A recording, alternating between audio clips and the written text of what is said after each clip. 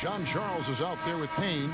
Then there's Baller, and it's Lighty in at the small forward position. Many players on their best behavior to start the year. Do things get more chippy as the season goes on? If you were in a marriage, Kevin, let's say, and you are, let's say you had what's called the honeymoon phase. Yes. Right around December, that's about your 5th year married. And guys start to think about, you know what, I keep seeing you every day, and I don't like how it is that I'm playing, and I don't like where we are right now. It's cold in this gym. What is going on? That might spill over occasionally to competition on the field. Well, because my wife plays this game, watches our broadcast, yeah. I'm always in the honeymoon stage. I'm looking at you, Kevin, and I cannot believe you just said that. I can't believe she's playing it. Deflects the pass, and the ball ends up out of bounds. They'll keep possession. You love the pressure he's putting on them. Almost had that steal. Yeah, pestering right now, and that's going to pay some dividends. At some point, there's going to be a turnover. Here's Paparaglu.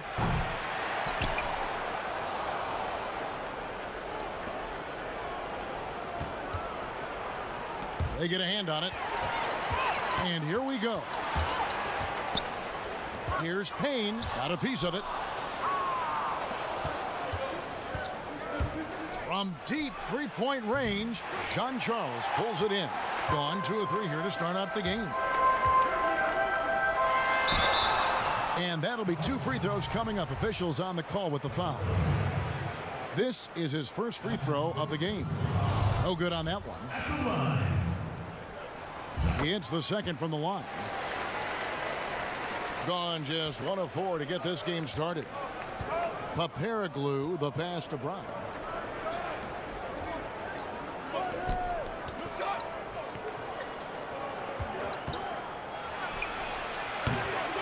But they get it back. From deep. Taylor with the rebound. Things are going south right now. This is not the type of shooting that his teammates expect from him. And Jean-Charles gets it to go. Uncovered at the rim, finding cracks in the defense here early on. Just really smart basketball and exploiting whatever holes that he's seeing right now in the defensive squad. Passes it to Barry. Launches it. That's no good. Misses his first shot of the night. Some tough offensive sets. They want to turn it around. Yeah, right now you just need a bucket to get some momentum. Unblockable shot unless they get a bigger man on him. And I'm looking at the roster sheet, Kevin. I don't see anybody bigger.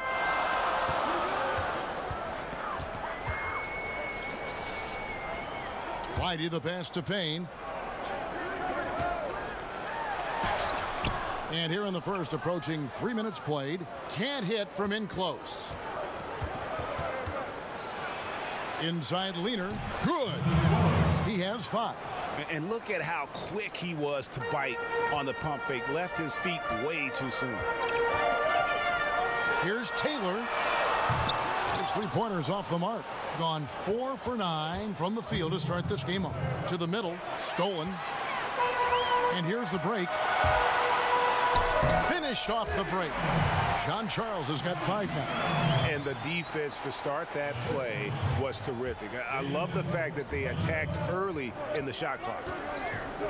Pass to Gist. 1:36 left in the first. Back to Brown. 4 on the clock. And there's the pass to Paparaglu. Off target from 3-point range. Gone 1 of 3 from beyond the arc so far in the game. Barry passes to Payne. Misses from close range. Payne's gone 1 of 4 so far. Jean-Charles pulls it in. And you're just not going to see him do that very often. Usually when he rises up, there's a guarantee it's going down. 55 seconds left to play in the first quarter.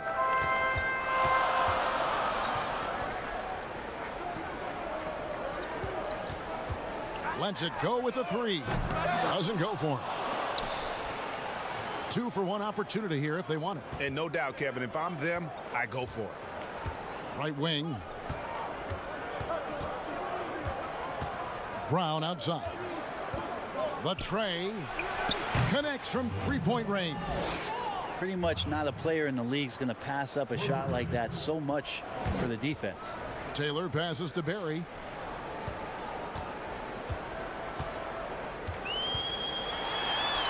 Uses the glass to finish the layup. And they've scored several times already here in the first quarter on the inside. Gone 6 of 14 shooting the ball since the start of the game. And it's Brown missing. Now here's Taylor. The fast break opportunity. 4 seconds left. They grab their own miss. And good work on the boards. They pick up the second chance points. Taylor's got 5 points so far. Some great action here early as we end the first quarter. Clark in a tie. Let's take a quick break now, and then it's...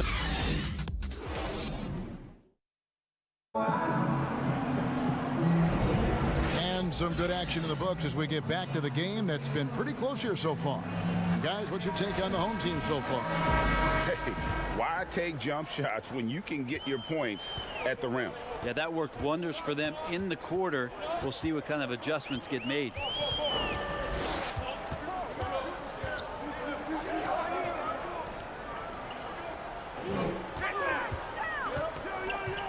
Clock at 6. Baseline jumper. A second chance effort. Up and in on the layup. We'll see if they can finally hold on to a lead. It's been back and forth all night. Well, you can tell they really want to increase this lead. They can't keep letting them take it from them. Yeah, that's 2 bombs in a row from long range. Pass to Yabusele. First shot, first basket. He's out of the blocks fast. They're scoring boatloads of buckets. It's raining buckets from inside.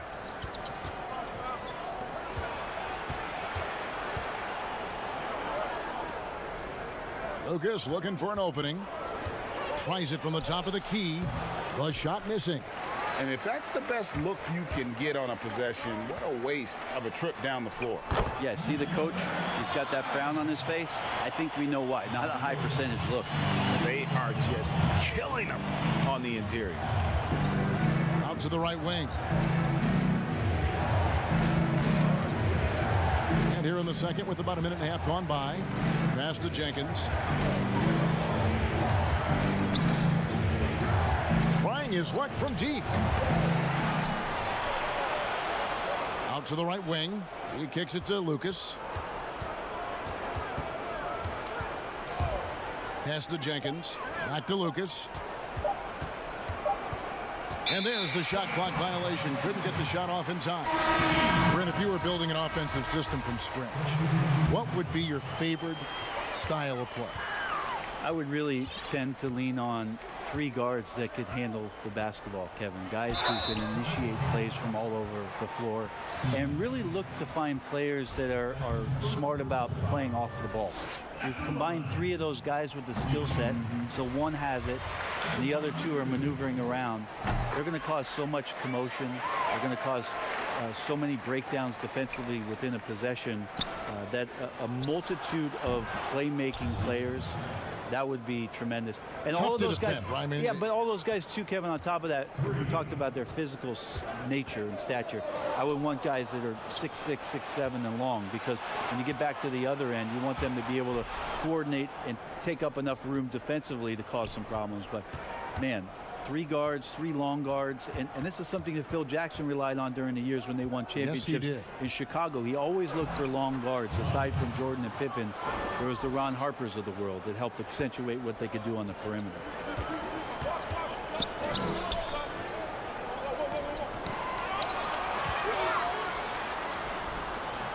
The layup missed.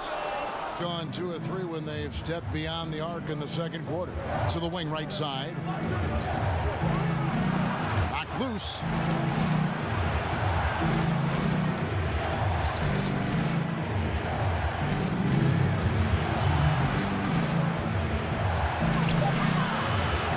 No luck that time on the shot that would have put them on top.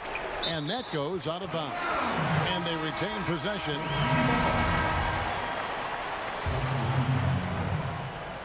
Gone 3 of their first 5 shots to drop here in the second quarter. Here's Dio. Pulls up on the elbow. A putback.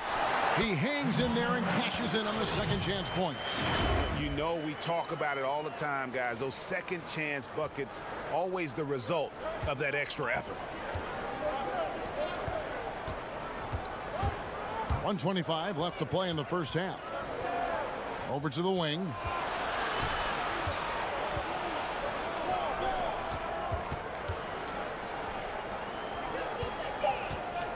Here's Stimach. And off target as he starts the game 0 for 1.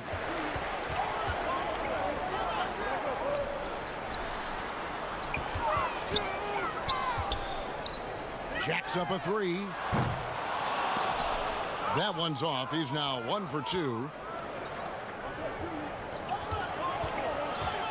There's 48 seconds left here in the second. Count that one. Textbook. Nice pass. Great catch. Even better finish. Gone 4 of 8 so far here in the second quarter. Here's Dio.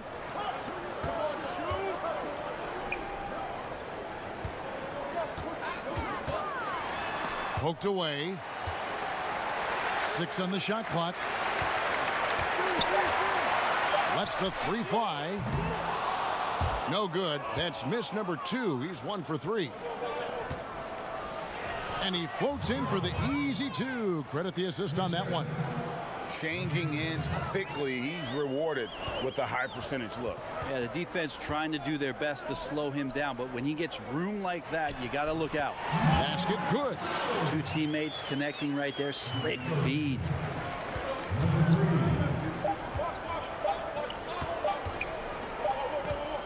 And so it's tied as we head to halftime.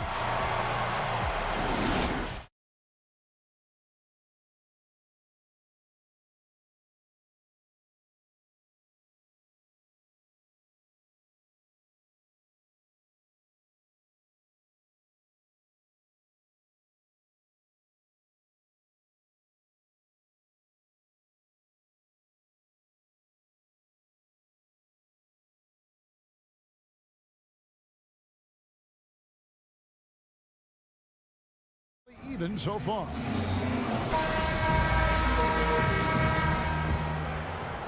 Here's Taylor.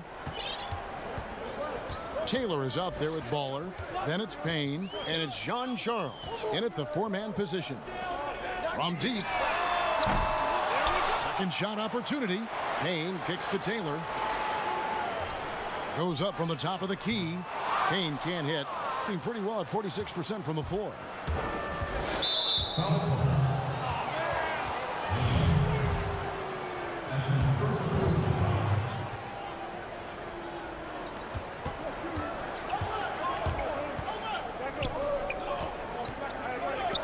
To the right side. There's the pass to Papirik. Takes the 12-footer and hits. Yeah, the chemistry has been terrific. Really impressed with their offensive execution. Our second half of basketball and presented by Gatorade. Let's see who's all fueled up and on the floor to start the third. We've got Payne. Baller is out there with Taylor, and it's Whitey in at the 3 spot. You talk about things at halftime, and then you come out and you go 0 for 3. I'm sure that wasn't up on the board.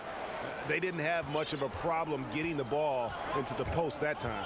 They could use a big shot here to get this offense going. Too many empty possessions. Right now, they need a basket. Payne passes to Barry. To the paint. Here's Jean Charles. The layup off target. That's a big donut, folks, here. Start the second half. 4 straight they've missed. Passes it to Gist. Now Brown. Pass to Papirik. Down to 5 on the shot clock. There's Brown with the 3. Jean Charles pulls it in. Gone 0-2 from deep to start things here in the second half. Beyond the arc. No good there. And another miss. Woo, he's having a really ugly game. Yeah, about as ugly as you can have. You're right.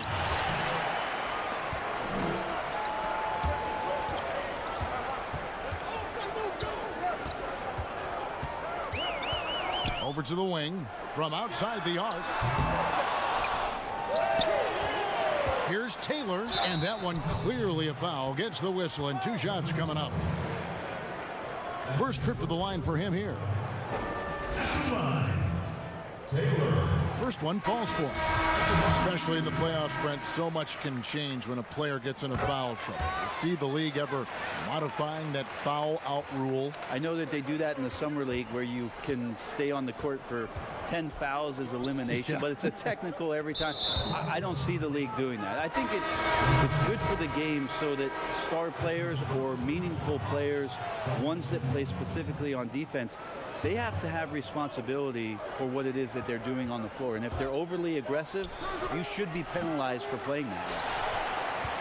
Got a paltry 0 of 6 to begin the third quarter. What a terrible start to the half. The offensive rebound for the tie. Pass to Yabusele. A miss that time. Would have put him up. He gets it in there. He has 5. Fantastic ball movement. They're picking them apart with their passing. Here's Dio.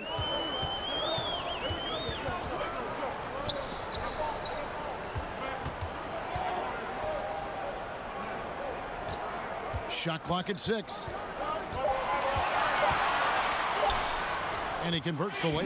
That kind of looks like a predictable shot, one that they want. The defense has to prevent the ball from getting into that sweet spot.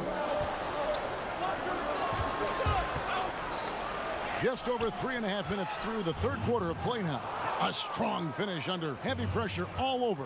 Just impressed with the teamwork out there, setting the table for one another.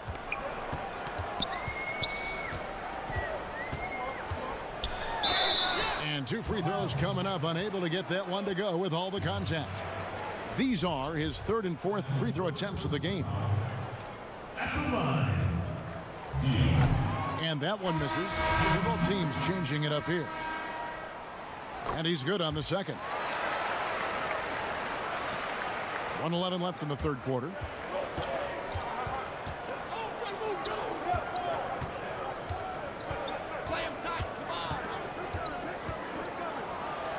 Basket counts. Yeah, these defenders just looked a bit overmatched, especially inside.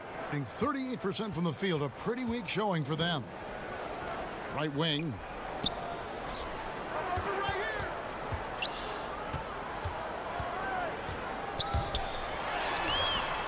Can't get it to fall. And the rebound battle split evenly thus far. Over to the left wing. Here's Stimac. The rebound by Yabusele. Pick up the pace, get the 2 for 1 here. Be smart, but execute at the same time. Let's see what they do. You always hear about chemistry. That's a perfect example, knowing where each other is at all times. The pass to Lucas. Whoops, they pick off the pass. Passes to Yabusele. Banked in off the glass. And really just unselfish basketball on the interior. That's the kind of pass a coach loves to see. Up in time. 3 quarters of play in a close game here. The away team up 1. And when we return, we'll get the fourth quarter rolling right here on 2. Here now a chance to show you our assist of the game. And it's presented as always by State Farm. And how about the big fella here showing us he's got some point guard skill here with the tremendous setup. The passing for the team becoming contagious, this time involving the big. Well, what a terrific game it's been so far, with this fourth quarter sure to bring more pressure-packed basketball. Shoots from the baseline. No good that time.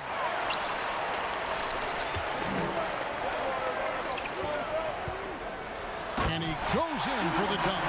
And this is the effort you want to see out of your guys, win or lose. A great example out here of just a no-quit team continuing to compete until the final buzzer.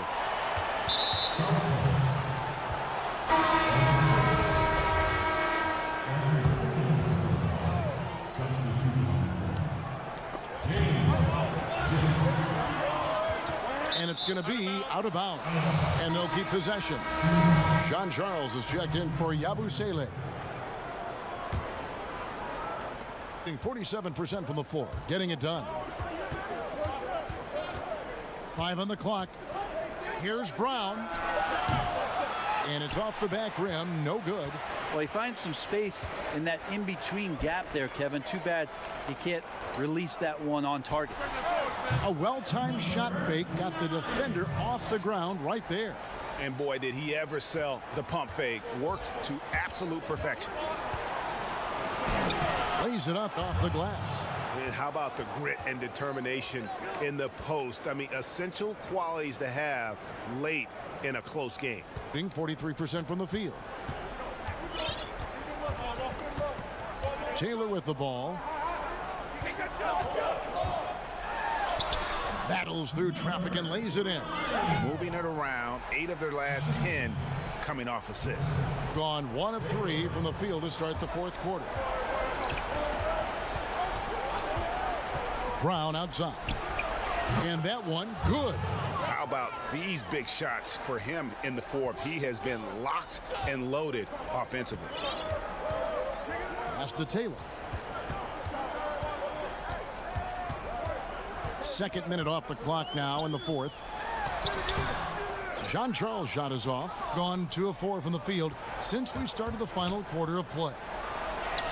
Count it. Time running low, guys, and somebody has got to win this one. Yeah, well, who knows? We might need overtime in this one. It's been that kind of a game. Outside, Taylor. Bangs home the trifecta. You can't just stop when there's a pick set up. Gotta fight over it as a defender. That's one that the coaches will watch tomorrow with that player. You hate to see him get... And yep, we thought we might see it. And the coach's challenge has been triggered on the personal foul call. And I think when it comes to some of the more difficult calls to make, personal fouls can be tough. The action is so fast that it's really tough to catch everything in real time. The wonders of technology, Greg. We've seen replay reviews so effectively, and involving the coaches by being able to. A challenge like this is something a lot of people have been hoping for. And so the word is in. They've decided that the call stands as it was made on the floor. And, you know, even if a coach still feels this wasn't the right call, you got to acknowledge the effort being put in to reviewing it. With double checking, and the game continues on. And we've got an update here, so let's check in with David Aldridge reporting from the sideline. Thanks, Kevin. Well, the head coach of the home team had some words for the team during the break. This is a close game, as you know, and he sounded extremely confident. He told the players, don't let up now, fellas. This is when we make our move. Right now. Kevin? And he makes it look easy, dunking it hard with one hand. And he's an automatic finisher when he gets into that area. He is, and he picks the simple one-hand stuff to get the 2 points.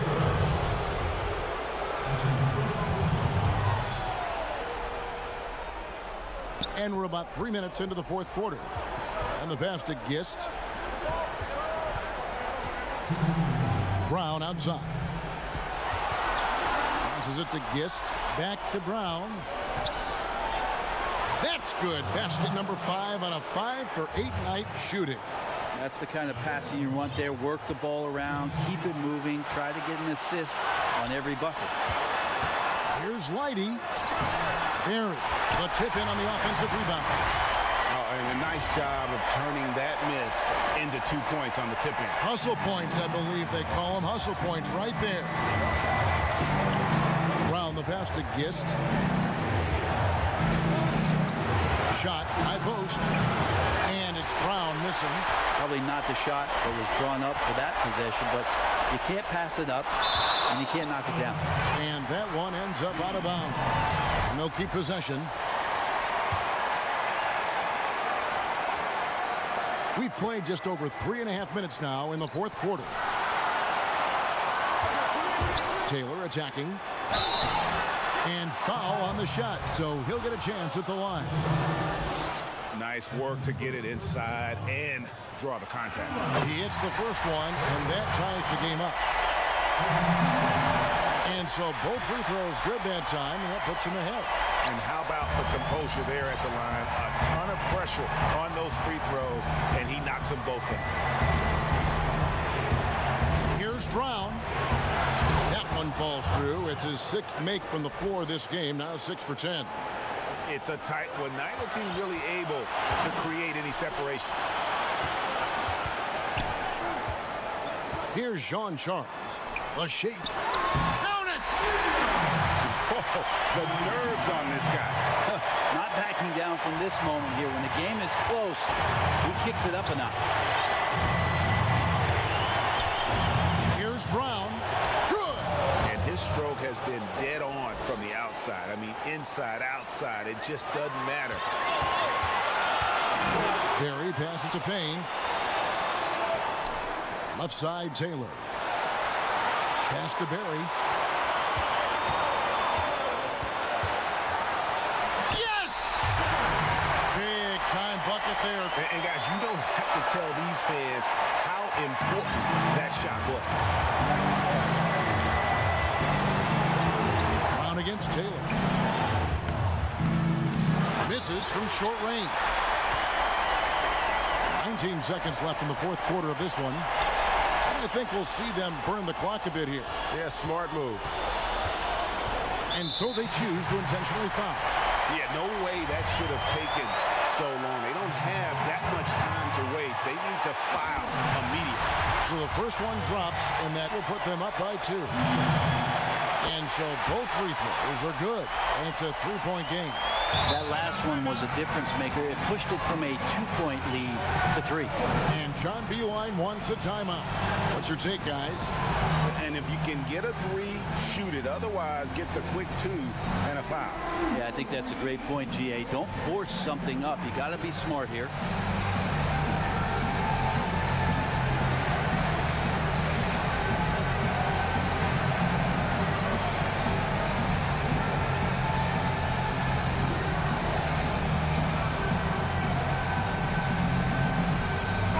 A moment to take a look at our Jordan Player of the Game.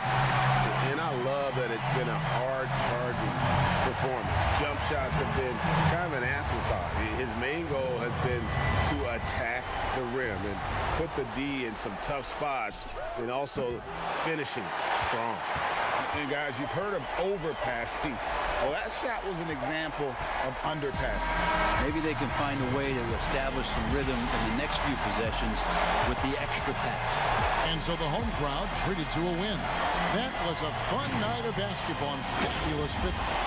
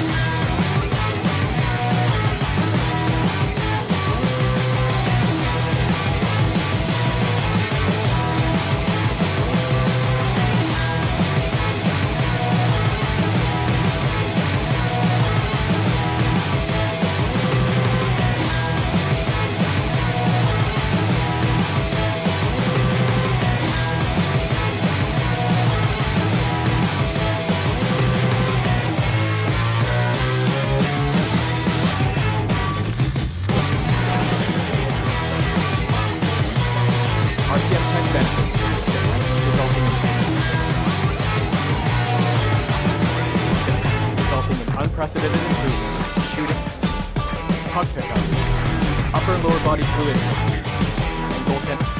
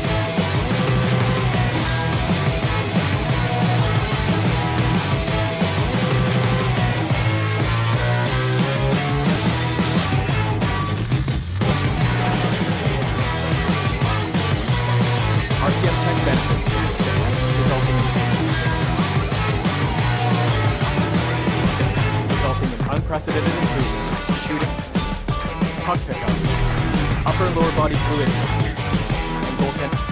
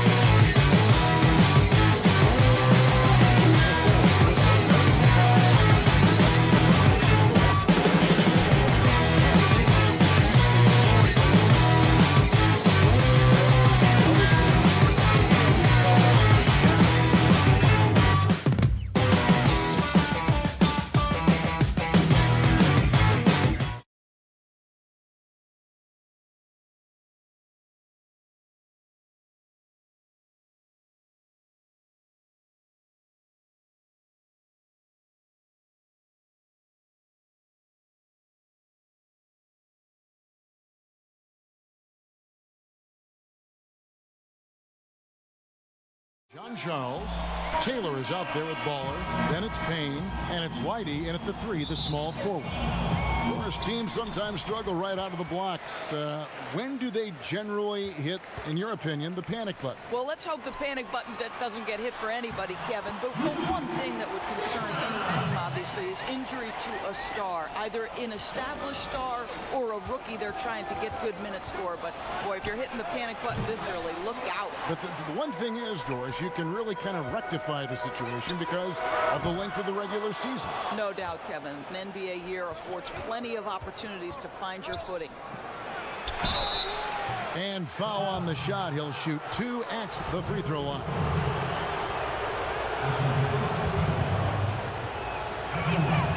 And the first one at the line is good. He's perfect from the line this time. You want to contest this guy's shot, but you absolutely don't want to send him to the line. He will make you pay.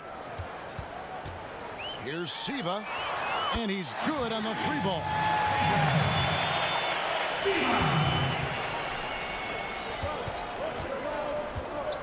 Barry, guarded by Erickson, comes up empty down low. Gone 1 of 2 from long range in the first quarter.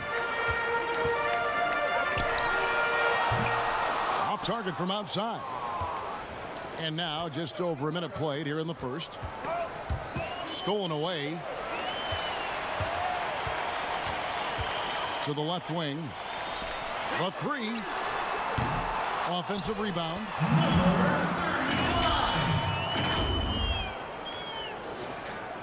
Here's Taylor.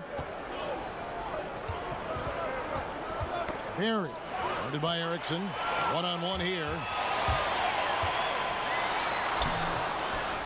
A little over a minute 30 into this first quarter. It's good on the putback. Payne with it. They can't stop the run with that one. And his defense so valuable. Not many can bother that shot at the rim. Boy, you see the effort. You see the range. This guy prides himself in his ability to shut you down. Oh, great timing. He is one tough customer on that offensive glass. You know, it's like he has a sixth sense of where that rebound is going. Goes back up, and the basket good. A bank shot that time. And there it is. After 4 straight misses, finally nail one. Pass to Sigma. Wide open look. His second shot goes in. Off to a good start. 2 for 2. Well, great decision to kick it out. Trust that your teammate will knock down the shot. Taylor passes to Barry. Back to Taylor. Down low. Payne. Off target at the rim. Gotten 6 of 11 shots to go down so far. Pretty nice shooting. Sinks the three-pointer. He's got 5. Defensively, they've got to pick up the intensity. Hard to win surrendering this high a field goal percent. Here's Barry. It's hauled in by Sigma. Gone 7 of 12 from the field here in the first quarter. Here's Erickson. Quick shot there, and it's off target. Boy, what a nightmare quarter for this guy. He's playing right into the hands of the defense at this point. Barry passes to Taylor. Lets it go from deep. Here's Payne. Hits the layup after the sweet pump fake to freeze the D. Payne's got his second basket. Yeah, coach's pet peeve there. No box out. To me, Greg, this is a common theme that's running through the league right now. Guys looking to leak out rather than box out. Here's Siva. Ring shot on the way. Taylor with a rebound. 1:12 left here in the opening quarter. Pass to Barry. Stolen by Erickson. And here they come. Sigma the pass to Siva. Yep, that one goes. Siva's got 5. It's early, but they are getting pummeled on the glass.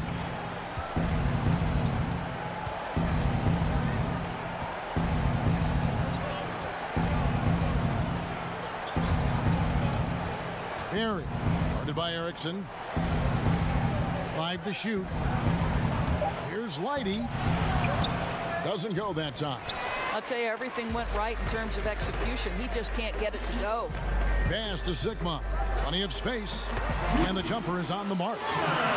And they've done the job on the offensive glass. Shot and game clock separated by 5. Taylor attacking. That one drops for him. Well, exposing a weakness in the defense, that's just way too easy, guys. Gotten just 2 of 6 to fall from three-point range so far in the first. Here's Siva. He's got 5. Puts it up from 17. No good there. Here's Lighty. So as we end the first quarter, already a double-digit ball game.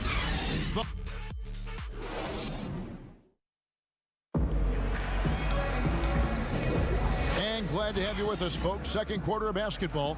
This game has not exactly been neck and neck, but plenty of time left in this one. And guys, what's your take on the home team so far? Guys, I love their defense in that first period. They were in position and just challenging shots. Well, I think they combined great intelligence with great effort, and you can see the results. Second chance shot. And foul on the shot, so he'll get a chance at the line. 2018 rookie class has been something to watch, Doris. Talent at the top, but also some terrific mid-round picks. No question. Landry Shamet is a guy who I think can be a clutch, big-time scorer who does not seem bowed by any moment, doesn't seem to be affected by pressure. Mitchell Robinson had one of the great shot-blocking seasons in New York Knicks history.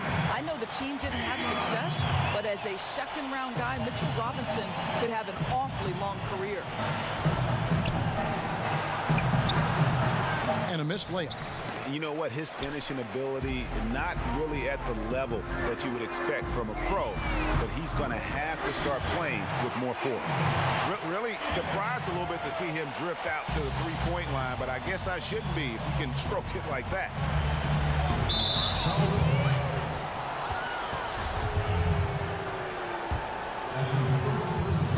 And we're about a minute into the second quarter of play. Puts up a 3. Comes out of the gate empty. He's 0 for 1.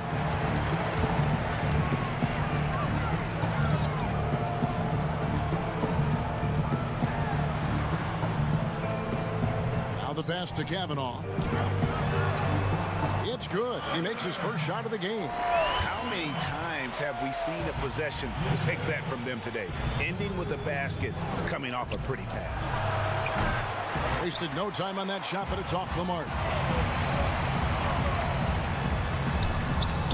And that one is off. Well defended, though, and he's not someone who handles that kind of pressure very well. And they get it back. Offensive rebound. Nice shot by Yabusele. Boy, his hard work on the offensive glass, earning an additional opportunity. Gone 3 of 7 tonight from three-point territory. Pass to Kavanaugh.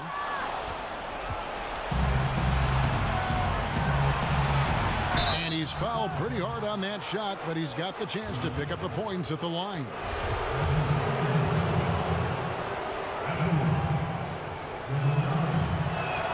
And the first one drops. Boy, showing a lot more aggressiveness now after making 0 trips to the line in the first quarter. So both teams making some changes here. And working, Kevin, themselves to the line here in the second. A nice way to get your offense going. Here is Mason. That's no good. Misses his first shot of the night. Gone 0 of 3 from beyond the arc to start the second quarter. Hangs in midair and converts on the double clutch layup. What a memorable way to cap off that move. Finishes with a flourish. We're just over 2.5 minutes into the second quarter. Gone just 2 of 8 shooting here in the second quarter.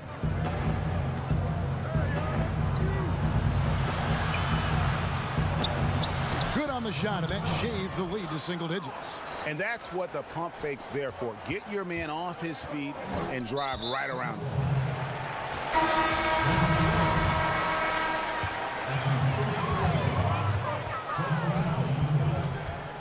About 3 minutes played so far in this second quarter.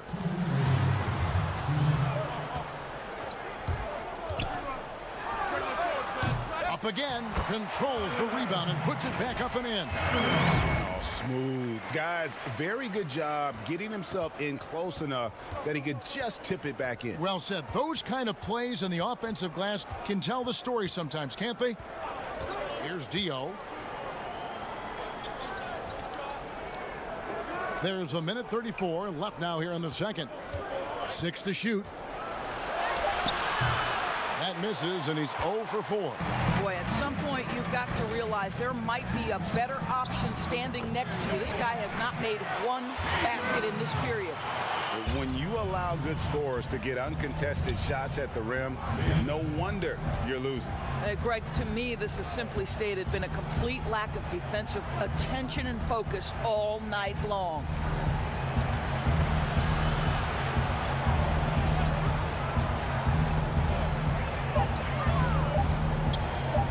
This one for 3. Misses that one. He's 0 for 1 from the floor. Gotten just over 50% of their shots to drop here in the second quarter. They're 5 for 9. Misses the layup. He had him with that pump fake. Thing in the second quarter has been pretty embarrassing, just 27%. Offline with his 3. And even without that 3-ball dropping for him, the defense should have done more on that last play. Just 26% out there, a terrible showing from an offense capable of much better. Still looking for his first make after that miss. He's 0 for 2.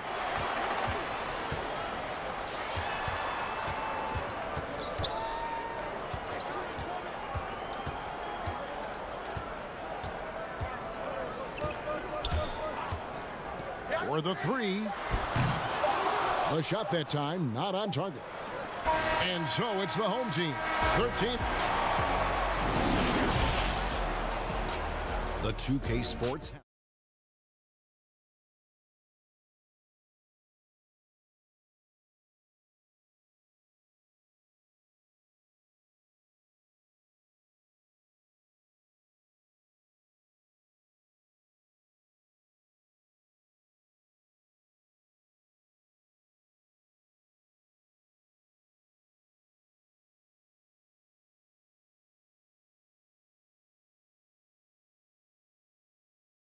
Find out if this game becomes the route that it's threatening to be.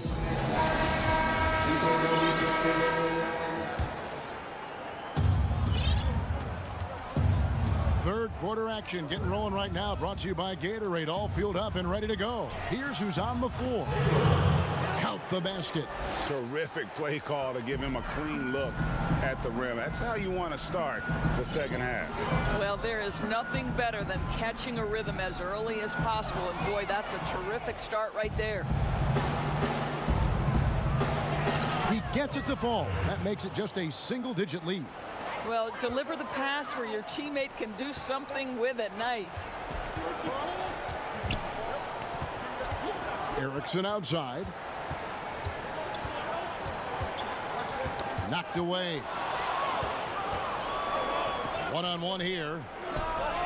Pulled the shot a little up, but the bounce goes his way. Baller's got 4 points this quarter. Wow, what a start. 3 for 3. Terrific play calling. Everything clicking out of the gates here. To the inside. 2 free throws coming up, and it looks like, yep, it's a coach's challenge on the personal foul. That triggers a replay review by the official. And this is the time now where the officials can review in closer detail what constituted the original personal foul. Getting a different angle can sometimes make it a lot easier to determine. Greg, indeed, and the one thing with replay review is that when you see the slow motion replay, you really get a new appreciation for just the immense speed at which these players are moving at, and how fast the action really is, and how hard it can be sometimes, you know, Greg, to make the right call. And so the word is in. They've decided that the call stands as it was made on the floor. And, you know, even if a coach still feels this wasn't the right call, you got to acknowledge the effort being put in to reviewing it. The double checking, and the game continues on. Now here's Erickson. No points in the game yet for him. Out to the wing.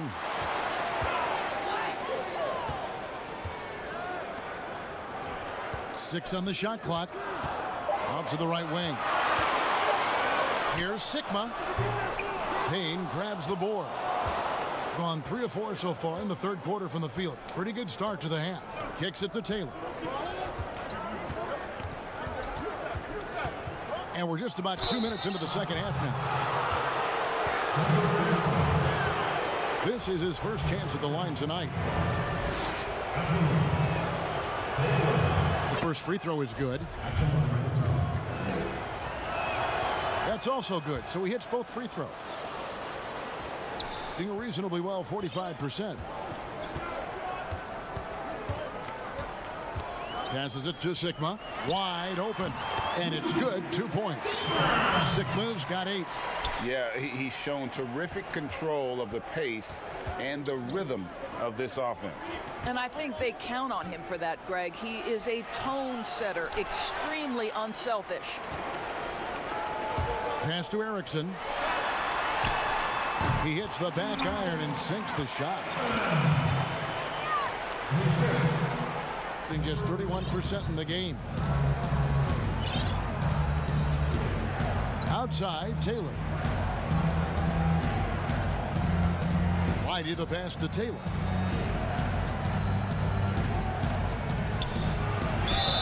And the call on the shot that sends him to the line. Clearly a foul. On the night, he's gone 2 for 2 at the stripe. Free throw good, Taylor.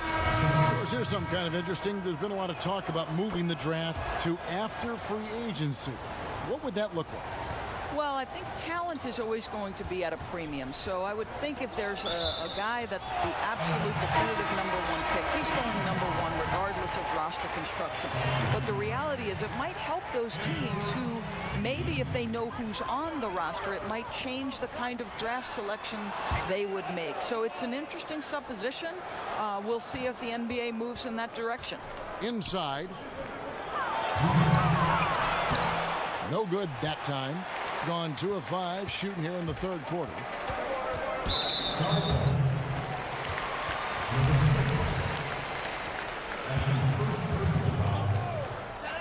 To the paint. Here's Tiemann. Hits the layup after the sweet pump fake to freeze the D. 6 points for him.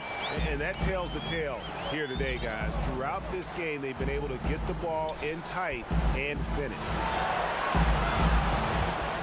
Down low. 13 feet away. Basket counts. And big men who can shoot really changes the dynamic of your offense. It's almost gotten to the point where you have to be able to hit that face-up jumper nowadays. Very few exceptions to that rule. Here's Kavanaugh. Buries the long-range jumper. Kavanaugh's got 7 points in the game. Such a reliable threat from range. You'd think the defense might key on him a little bit more. Here's T.O. Laid in with a nice touch off the glass. Gone 4 of 7 to get things started here in the second half.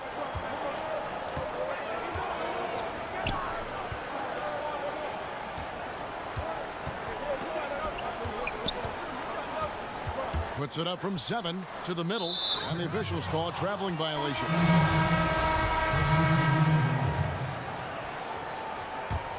Gotten 5 of 8 shots to fall for them in the third quarter. A nice 62% from the field.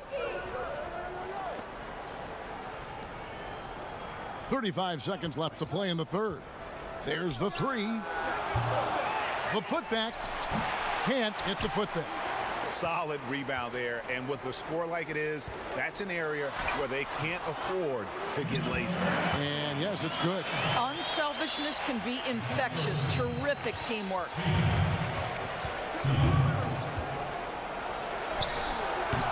That shot, no good. Here's Siva. He's got 5. Here's Tiemann. With the tip, he hangs in there and cashes in on the second chance points. Kavanaugh's got 5 points in the quarter.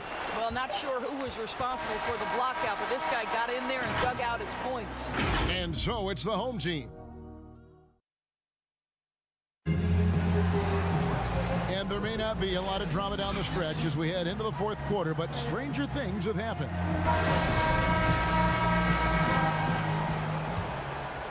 Being at 51%. Really solid. Here's Siva. The pass to Kavanaugh.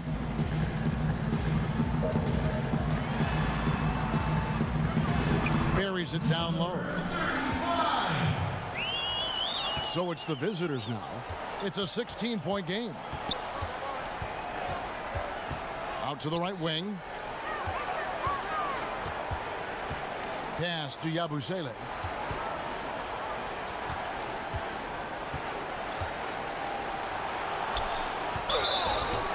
And contact on the shot, so he'll be shooting free throws here.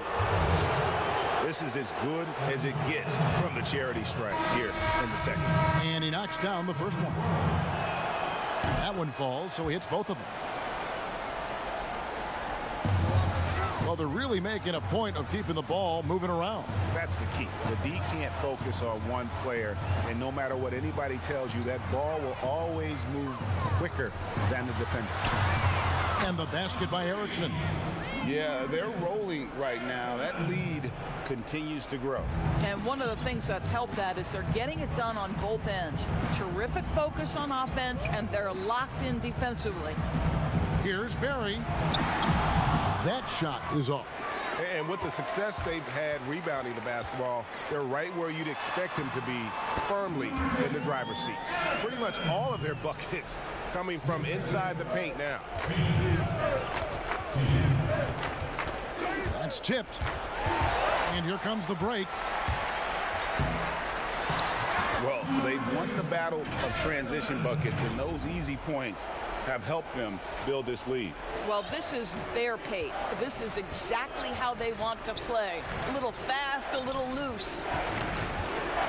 Shot to stop the run. Can't hit from in close. Pressured that shot by getting a hand up just as good as a block. And he did it without fouling, and that's become an art, changing shots without making contact. Here is Sigma. And he banks in the layup. What I like here, even with the big lead, they continue to execute their offense. And that, to me, Greg, is a sign of excellent coaching. There's an attention to detail. There is valuing of every possession. I'll tell you, it feels all night like this guy's been forcing shots, rushing shots. He's really struggling on the offensive end. Here's Leidy, and he comes up with the deuce. Well, that possession, to me, highlights the importance of creating for your teammates.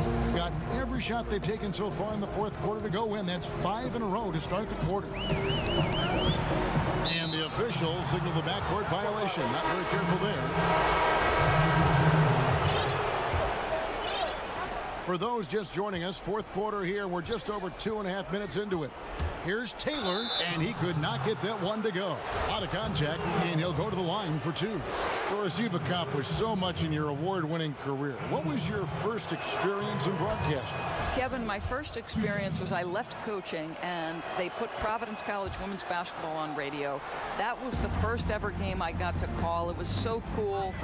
Tell me yours. What was the very first? Did you study this? How did you get into broadcasting? I did. Our high school had a radio station, and the first basketball broadcast was underneath the bleachers, looking through popcorn boxes and legs of the people that were standing in the bleachers so that I could see the court from the basement.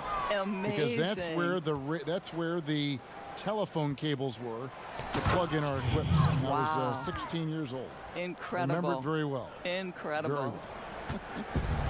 Well, what he lacks in size for a typical center, he makes up for with all that athleticism. Boy, can he elevate. Doris, when you look at the success of international players, and the league has a litany of very good international players, Doncic being the latest success story, is the perception changing about these kids when they come from overseas and play in the NBA? Well, one of the greatest, and then to me, the greatest international player of all time, Dirk Nowitzki, a Hall of Fame player, probably changed the perception to start with. Now, listen, over the years, Luka is going to have perhaps a Hall of Fame career if he stays healthy. The reality is this. The NBA is looking for the best players to man those 15 roster spots of the 30 NBA teams. It doesn't matter where you're from, what the color of your skin is. If you can play the game of basketball and play it at the highest level, the NBA wants you to be a part of their league. Here's Dio. And a lot of contact on that one, so he'll shoot 2 here. All the officials are all over that one. And he makes the first. And that one goes in. 2 from the line that time. Gotten off 4 3-pointers in the final quarter, and 2 of them have fallen. Mason looking around. Good. They made the most of their opportunities, looking comfortable and locked in throughout the night. What an impressive performance, to say the least. At this point, it looks insurmountable. And the activity he shows around the rim is why he is such a respected defender. And what you love about his work defensively, the ability to challenge and change shots without fouling. That one drops for him. And so here's the home team.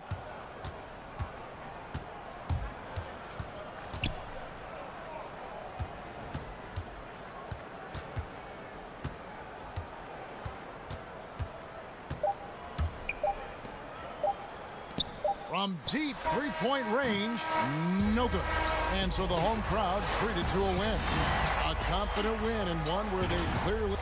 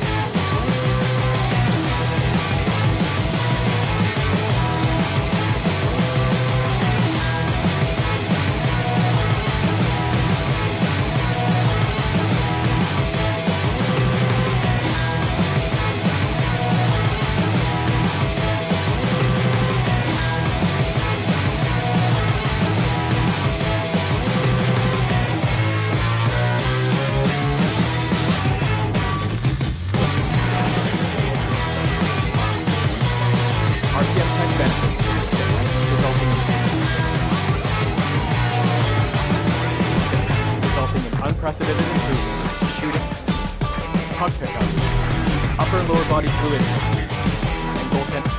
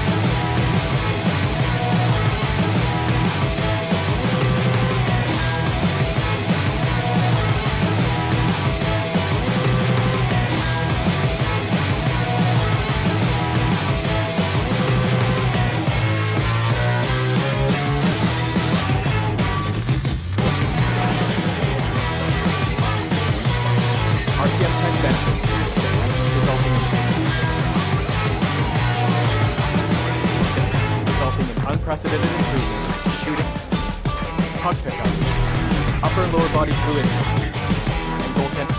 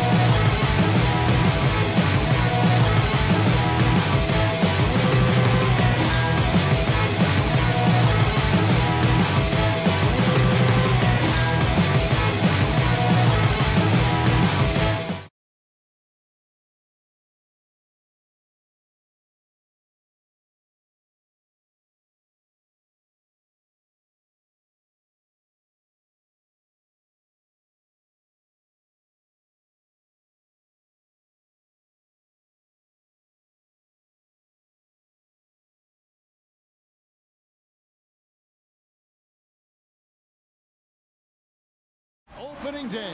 Now the starting group for the visitors.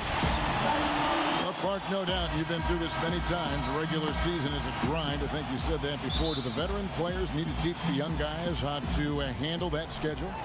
I clearly think, Kevin, that the veterans can be helpful, but there's nothing like firsthand experience, and you really have to experience the length and the grueling nature of the season to understand how you best can weather the schedule. But veterans certainly can be helpful. Is there a rookie wall, Clark? Is that true?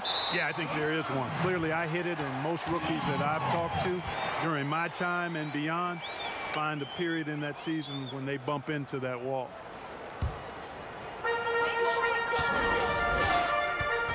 Here's Siva. He's covered by Brown. Passes it to Erickson to the inside. Sigma with the bucket. And once he got to the 10, I think he was surprised to find himself that wide open. Well, this early, they should be showing a lot more energy on defense. It's not there. The pass to Brown. Pass to Paperg. Just 5 on the clock. Brown outside. From deep. It's hauled in by Sigma. It's tipped. And there's the turnover. Pass going out of bounds. And that's just carelessness there. I mean, you have got to have your head in the game. First quarter, just over a minute played. Now Brown fires the 3. That's a miss, his second after 2 shots. Here's Siva. Nice move. And the layup is good. And that's what he does. I mean, he is a bucket getter. Gone 0 of 3 from the field to start the game. Brown feeling it out a bit. Over Sigma. That doesn't go either for Brown. They are 0 for the game thus far. 0 of 4 here, still looking for their first win. You gotta love his hustle, leaving the defense no time to react. And you know you're going to get those buckets, guys, when you're quick to get out on the break. Get that ball up the court as fast as you can. And he just hasn't been able to make anything this quarter. And that'll be 2 free throws coming up. Officials on the call with the foul. And with the offense getting right to the rim, at least they saved the layup. Old school D right there, just telling them no easy layups. It's as simple as that. And that's what you expect from them. Gone 0 of 4 from three-point land to start out. Looking cold from outside. Gist passes to Paperg. Brown outside. Guarded by Erickson. Clock at 4. It's Brown with the drive. Whoops, there's the 24-second shot clock violation, so they'll turn it over. So it's both teams making substitutions here. Gotten their first 3 shots to go in for to start off this game. And a little over 2.5 minutes gone here in the first. A chance to extend the lead to double digits, but it's no good. Here's Jenkins. And he can't stop the run as he misses. The only place for shots like that are in shoot-around. Exactly. I mean, that shot is one he shouldn't even think about taking. And he stepped in the line, so they turn it over.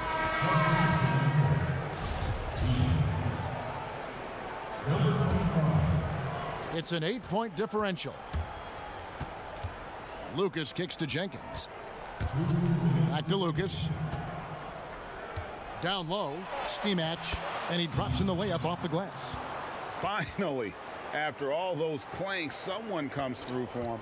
Well, you knew it eventually was going to happen. I mean, my goodness, a tight start to this one, but maybe that'll ignite some more buckets to be made. 9 feet out.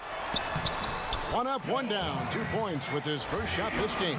Just a late reaction there from the defense, and he is always going to finish that one. Jenkins dishes to Lucas.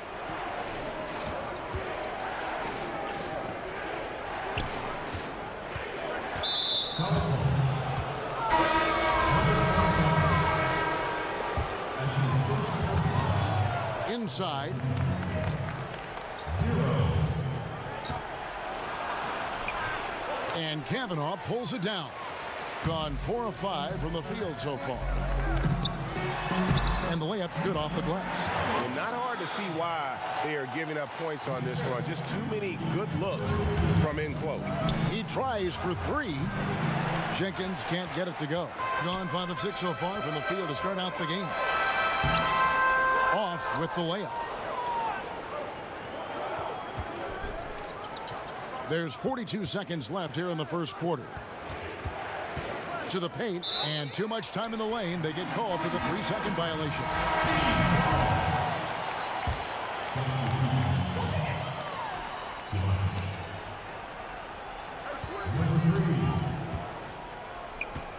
To the wing right side.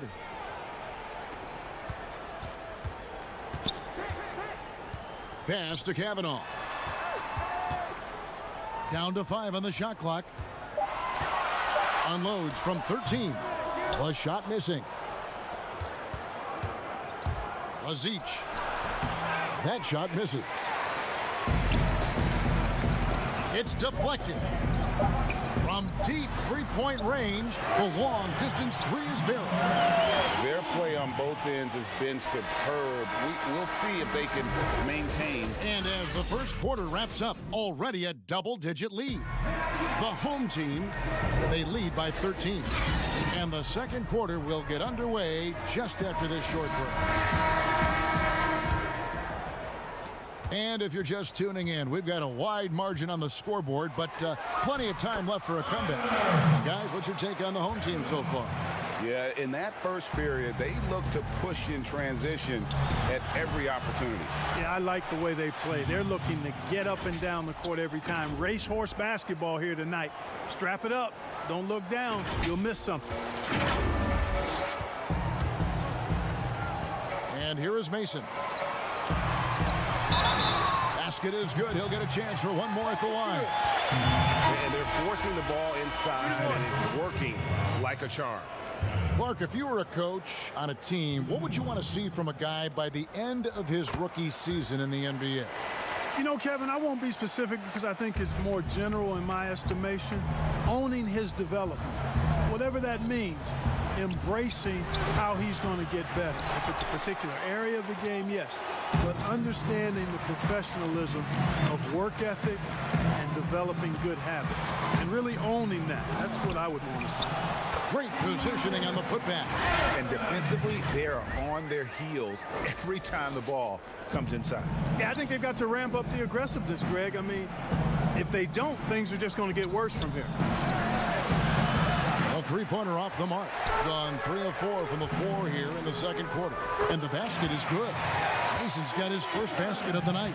Excellent, excellent transition passing there, guys. Straight to the hoop. They need this. Shooting foul as the whistle blows. He'll shoot 2 free throws. First free throw is good. And that's good as he hits both of his shots. Gotten 4 of the first 5 shots to fall in the second quarter. Outstanding shooting. 11 feet away. It doesn't go for him. Boy, you've really got to put those away, especially against soft interior defense. Passes to Gist. Out to the right wing. To the middle. Another shot. That's a no-go, and he's still looking for his first bucket after 2 shots. An intentional foul committed, but for what purpose, Greg, I'm not sure. It's a scene of confusion right there. I can't imagine why he thought it was a good idea to foul there. Kicks to Mason.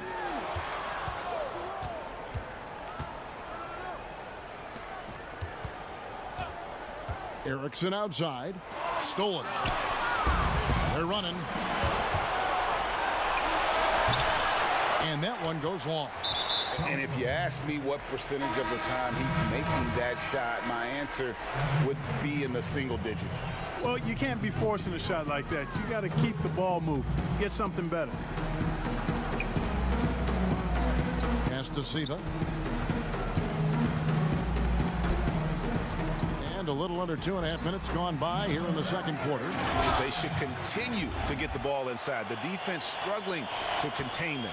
And when you make 5 in a row in close like that, it also takes pressure off your perimeter guys, too. Chalk up 2 there. No issues on that one. Good work all around. Gone 5 of 7 from the field here in the second. There's the pass to Erickson. Quick shot there, and it's off target. Gone 0 of 2 from deep here in the second. To the inside.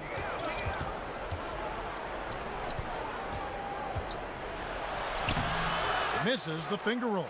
And not allowing the shooter even an inch of breathing room on that one. And, guys, that's exactly the kind of high-impact defense they want to see out of him. Pass to Siva.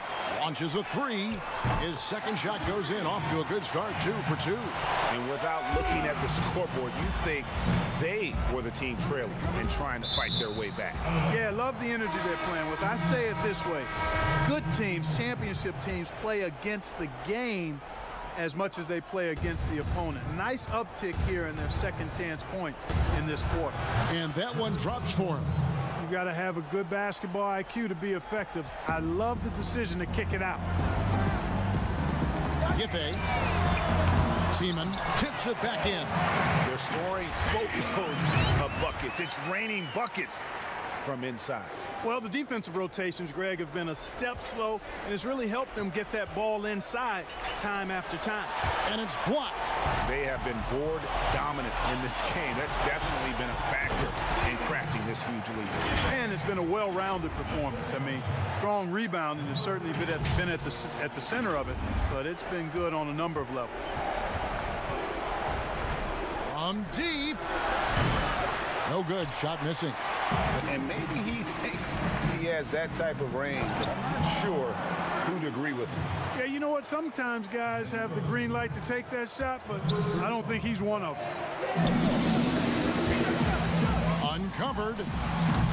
The putback. It's good on the putback. They're doing a really good job of getting the ball inside and attacking the paint. That's an area they have completely dominated. Well, once they recognized the advantage they had inside, it made a lot of sense just to continue to attack that area. Gone 1 of 3 from way outside since the start of the second quarter. Giffey traps in the tray. He has 5. Boy, from the looks of it, it appears the defense is fine with him taking that shot, but he makes them pay when they do. 3-second difference between shot clock and game clock. Here's Stimac. Got it. And he's now 3 for 5 from the field. Gone 3 of 5 from beyond the arc so far tonight. Inside. Makes it off the glass. And they keep hammering away at him inside, forcing the ball into the paint. Here's Lucas. And that one released in time, but no good.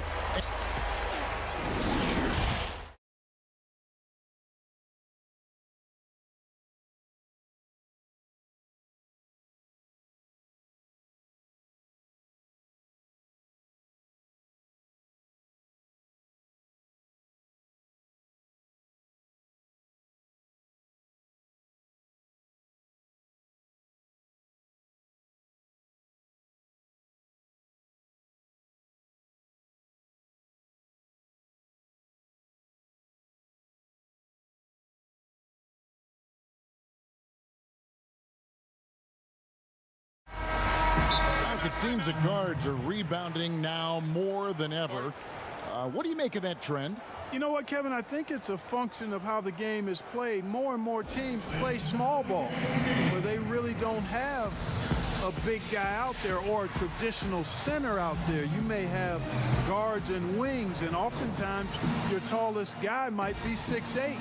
So it makes it important for guards and everybody to rebound the ball. So I think you see more guards getting more rebounds because of teams playing small ball as a function of the three-point shot's importance in the game.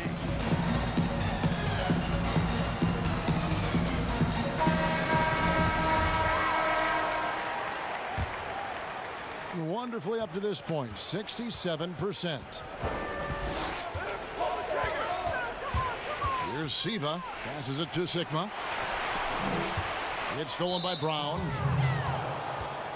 Number 35. That's his first personal foul. And John Beilein wants a timeout. And the lack of rim protection, top of the list. Yeah, you know, just look at the numbers, guys. I mean, they are being taken to the woodshed in the paint.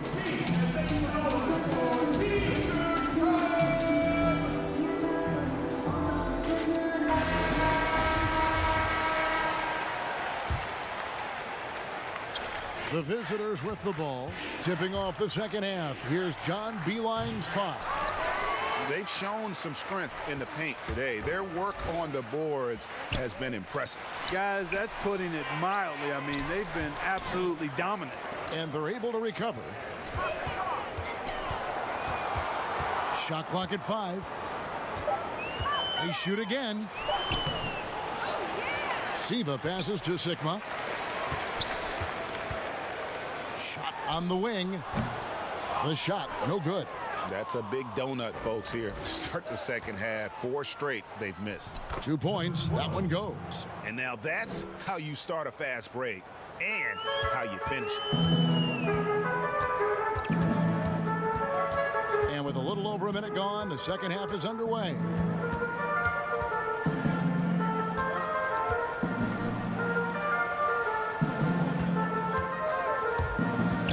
Down low. And they're running. Here's Gist. Flushes it down to finish the break. That's a double whammy, guys. That's right. A great defensive play, then the emphatic stuff. Well, turning defense to offense, we talk about it all the time. Try to hit your opponent at the other end before they can set up the defense. Gone 2 of 3 from the field to start the second half. Erickson with the rebound. Erickson's got rebound number 5 here tonight. Siva passes to Sigma. And the pass goes out of bounds, and they'll turn it over. No clue where that pass was going. That is a brutal turnover. And around 24%. Not a good showing here. Brown outside. That one doesn't go. And if you're looking for the main reason that they're trailing in this game, well, look no further than his shooting. I mean, he has hit exactly 0% of his shots. Mason against Brown. The 3. A three-pointer is right on target. Sigma's got 5. Could have been much better defense. I mean, you can't give this guy any room to operate. Here's Brown. Plays it up and banks it in. The plan of attack is obvious. Get the ball inside and go strong to the rim. And, Greg, you know, the defense has been very slow to adapt. I mean, that's 10 straight points now inside. Sigma the pass to Mason. Drills the three-pointer. Mason's got his second bucket of the night. Just a little confusion among the D as to who was supposed to be on it. It's hauled in by Sigma. Gone to three-point range 7 times tonight. Knocked down 5 of them. Erickson outside. He kicks it to Mason.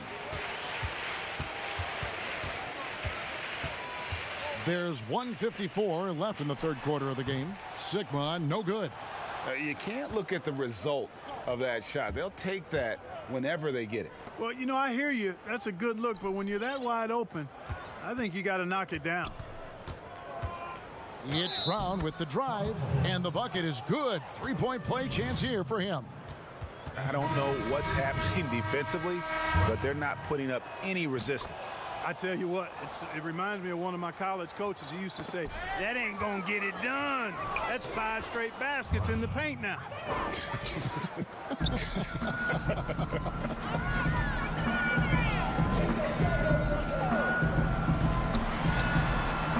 Here's Tiemann. It's rebounded by Jenkins. He has to make that one. I mean, you have to make the defense pay when they slough off of you like that. Here's Brown from beyond the arc. That shot missing. Gone 2 of 2 from long range in the third quarter so far. From the arc, they get it back. You know, his positioning near the hoop, always to his advantage. Just a terrific job to tip that one back in. Gone a solid 6 of 11 when shooting here in the third quarter. Here's Jenkins, and he takes it in for the layup off a very nice feed. Jenkins got his first bucket of the night. And he placed that pass out in front of him and let him just run into it in rhythm. To the paint. Here's Kavanaugh. Swiped away. Lazic. That shot no good. They're making this a runaway. And the only question for me right now is just how big the lead will eventually become. Oh, just a picture-perfect alley-oop. You gotta love that one, Kevin. A little surprised, Greg. He didn't go for the big slam, but it works just the same. It actually almost makes it a little more special. Grace over power is how I would look at it. And a little luck that time, but it drops. Pick works well there. Not much resistance from the D. Yeah, that's not the defense you need. You got to be tougher defensively.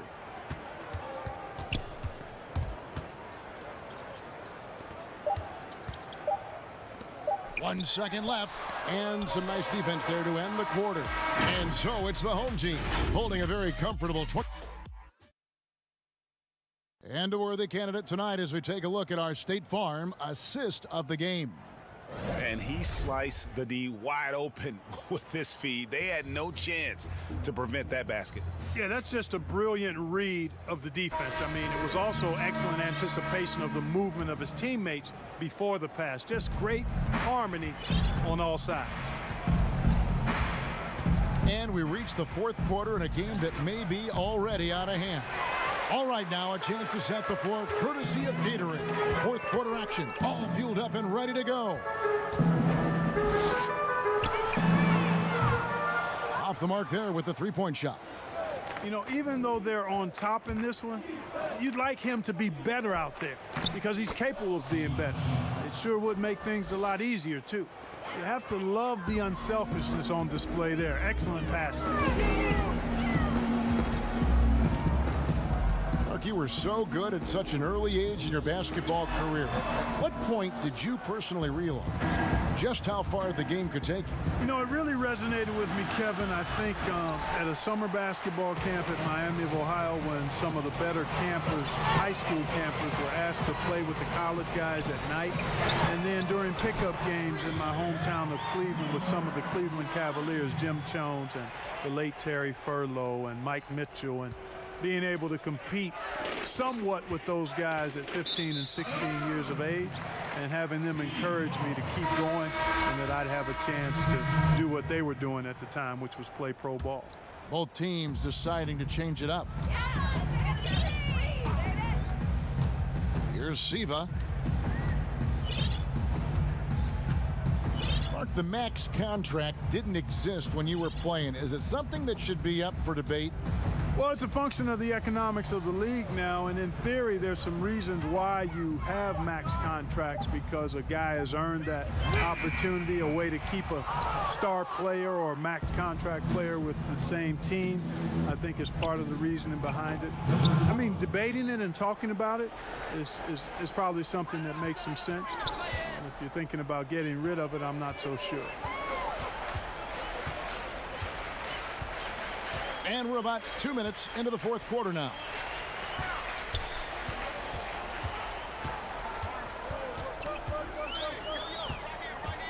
Poke loose. To the middle. It's tipped. He shoots again, and he lays it up and in.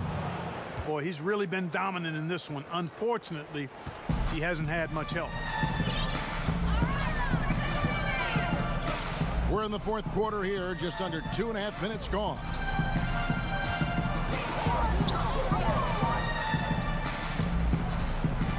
Pass to Sigma, fires from deep, hands it from downtown. It's been this way since halftime. Tremendous production from beyond the arc. Boy, it's been a three-point barrage. They came out gunning and have not stopped. The real. Come at us, and we're coming right back at you. A little back and forth from long range. I love it. That's a terrific answer there. Here's Siva. Clark, do you think we in the media overemphasize championship rings when talking about an individual player's legacy? Yeah, I think when you talk about an individual player's legacy, a player can be a champion without a championship ring. I know there's another level of champion which includes a championship ring, and sometimes it gets distorted in my estimation because an individual only has so much impact on a team being a championship team. There are no individual team champions. Teams win championships. Being a key player or a role player on a championship team is certainly worthy of recognition and being held in high esteem, but I don't like to see championship caliber players being diminished in the court of public opinion because they didn't win a team championship ring. Like Stockton and Malone. Exactly. You could go down the list, a number of guys who just weren't, for whatever reason, able to get the ultimate in a team championship, but had championship Hall of Fame careers. Stayed with it, but they couldn't get it to fall. 58 seconds left here in the fourth quarter.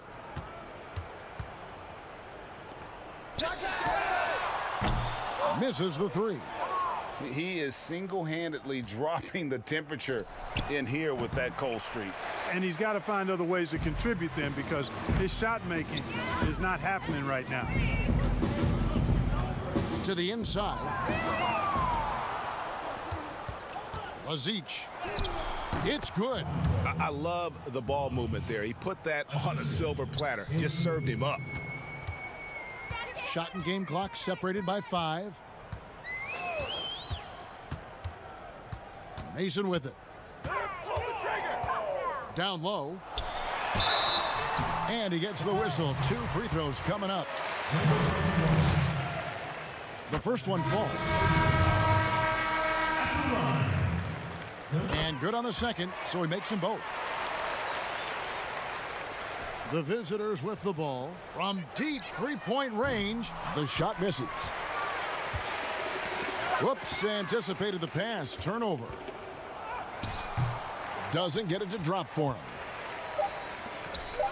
From deep. Off target with that shot. And so the home crowd treated to a win. They won this game going away.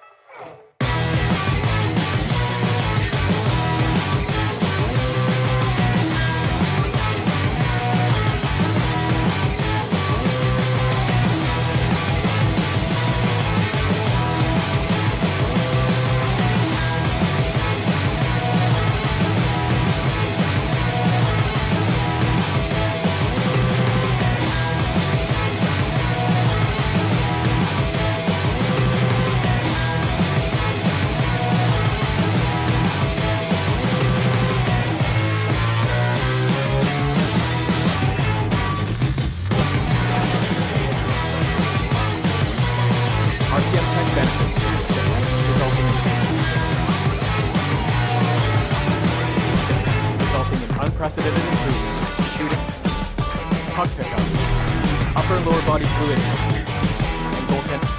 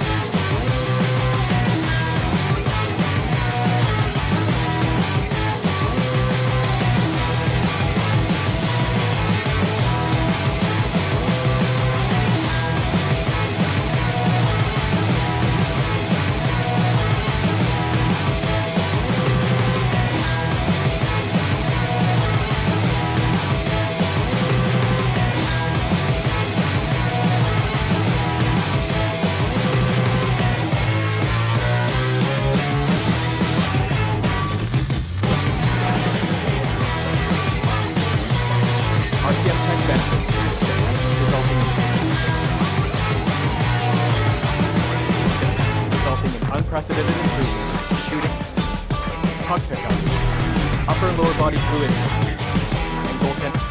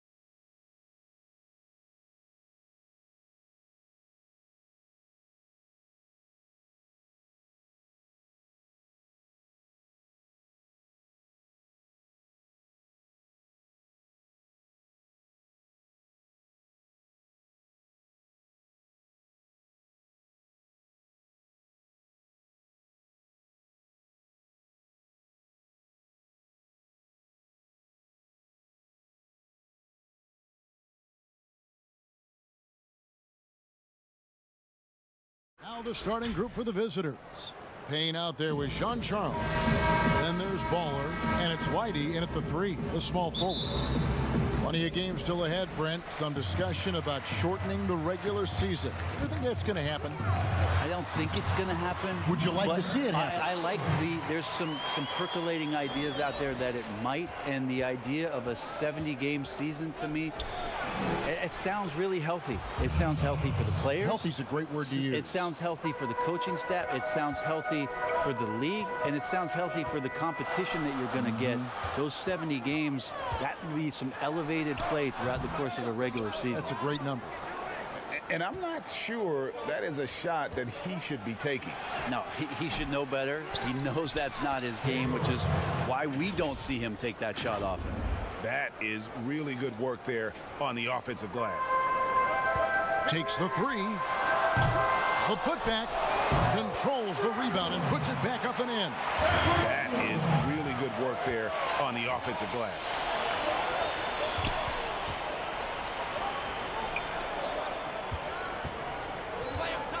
We've played just over a minute here in the first. And here comes the break.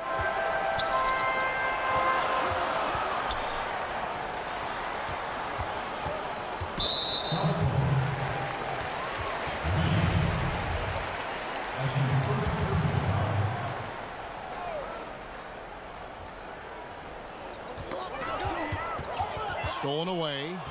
Ill-advised pass on that one, guys. I mean, he had to know there was a man there in position to get that turnover. Yeah, not sure what that was about. I mean, talk about a brain cramp. Now here's Taylor. Whitey the pass to Taylor. No good on the triple. Gone 2 for 4 from the field so far today. Inside. It's intercepted. Whitey the pass to John Charles. And he's fouled pretty hard on that shot, but he's got the chance to pick up the points at the line. And I like the fact that the defense is looking to protect the rim at all costs. The first free throw is good. And Taylor drops them both.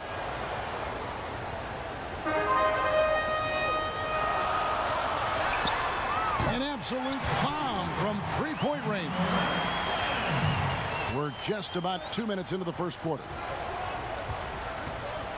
Here's Barry. And right away, they match it with a three-pointer of their own. Both teams running perimeter-oriented plays that are working. Well, both of them looking towards the three-point line, and I like to see that, especially when the results are made buckets. Pass to Gist. Rejected by Payne, and he's able to get it back. Just 5 to shoot. The pair blue drills it from outside. 5 points in the game. Great idea to get your secondary scorers involved early. This helps keep everybody engaged.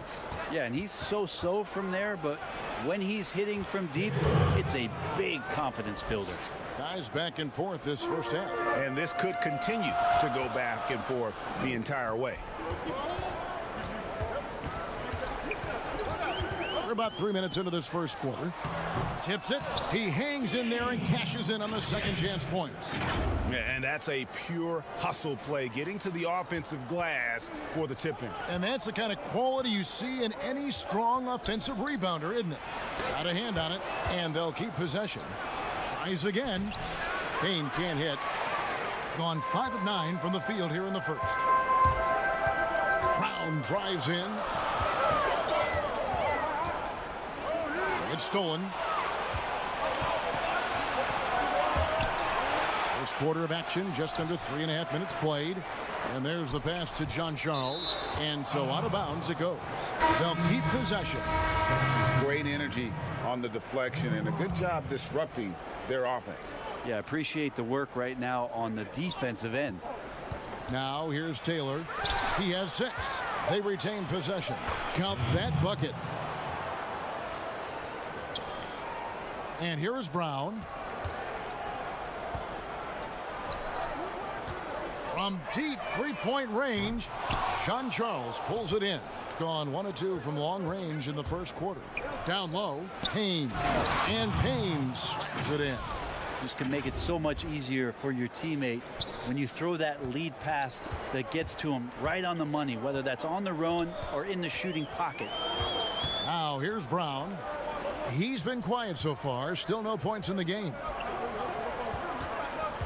It's Brown on the wing. Pass to Jenkins. Aziz. It's deflected. Pass break. Here we go. Here's Payne. And he uses the glass on the layup.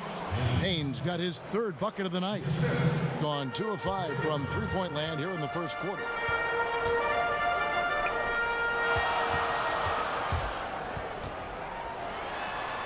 Aziz. That one no good. Gone an even 50% from the field. They are 7 of 14 for the game. And the layup is good. Baller's got 5 now. And right now, they're just focused on putting together good possessions. That's exactly how they got the lead. They ended up having multiple possessions in a row with good quality shots, knocked them down, and the game is fully in their control. Teardrop shot. Payne. He knocks it down, but wait a minute. The officials are getting together. They may want to review this one. And it looks like they are going to review the play. The question, did he get the basket off in time? Yeah, it's hard to tell on that one. And so a good time to go to the replay and just to make sure if he got it off on time. And for those of you just tuning in, the second quarter of action is where we're at right now. And looking at what we've seen so far, guys, from the visiting team, what do you think? Well, they used the fast break to generate some easy buckets before the defense could get set. Yeah, they did a great job. Just the initial thrust of that attack, as soon as they got the ball, constantly in transition. All fueled up and ready to go. Let's reset the lineups, courtesy of Gatorade, as the second quarter gets going.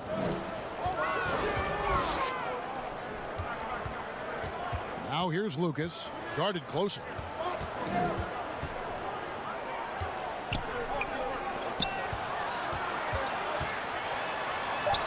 The layup missed.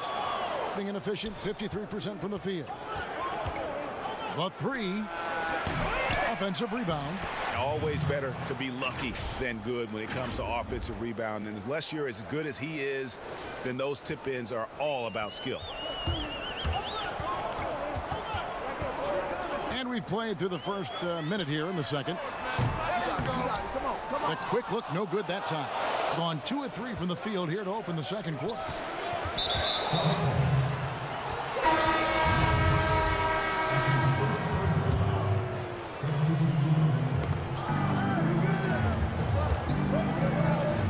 Knocks it loose. And foul called. Looks like they had a clear path to the basket. He'll be shooting 2 free throws. And they'll retain possession. And the first one at the line is good. Replay angles are interesting, Brent. Instant feedback on social media. Talk about the increased pressure now on referees to get every call right. Well, so many times, Kevin, on nights where you're working games, you sit there for a minute and a half. In super slow motion looking at the play. And still sometimes hard to get it right. Very hard. What I think the league should think about doing with the competition committee is every team in the league should have 3 and 4 cameras that are mounted so that every time there's a replay at any given arena, they have access to the same angles. For every game. Every game. Where are most of the times these calls being missed? Where are these calls getting wrong? And how is it that we can implement some technology to help us not only get it right more often, which is the most important thing, but also fair and balanced vision for the referees to have an opportunity to do so. What an excellent idea. And they continue to control the glass. Quarter number 2, we're about 2 minutes in. The putback, it's good on the putback. And defensively, guys, they've been unable to shut down the middle. Gone 0-2 from deep here in the second. Guys, they're looking for a way to score here. Yeah, they've had a tough time taking the lid off. The rebound by Yabusele. Gone 4 of 6 from the field here in the second. And contact on the shot, so he'll be shooting free throws here. First free throw is good. so he gets them both. Gotten off to a rough start here in the second quarter. 0 for 5.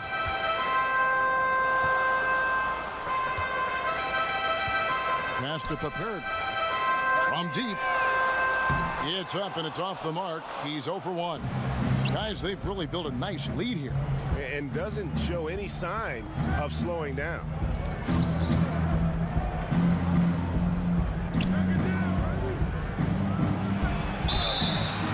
Shooting foul as the whistle blows. He'll shoot 2 free throws. And the first one goes. Here's a garbage time question, Brent. Why do some teams leave their star players in the game even though the game has either been won or lost? Forgetful coaches? No, it can't be that. Well, I don't know if... if you're leading by 35 points late in the game. And the star player is still in the game. Yeah. Somebody's made a mistake with regards to the rotations. Quite frankly, there's really no reason for guys to be out there at that time. Yeah. Early on in the season, it might be that the coach wants to start and play with certain guys, but as the season goes on, you just don't see that.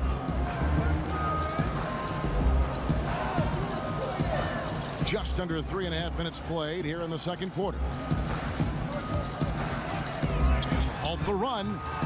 That does not fall. Still looking for his first basket after 3 shots. And they've shown effort and aggression in the paint, really right from the tip. Their rebounding edge right now, massive. He gets it in there. Just a grinder. Always doing the dirty work on the offensive glass. And that's one of the things he brings to the table. That's tough because that one's preventable. The defense has nothing to do at all with that turnover. Gone 6 of 9 in the second quarter. Some good work from the field. 59 seconds left to play in the first half. Pass to Yabusele.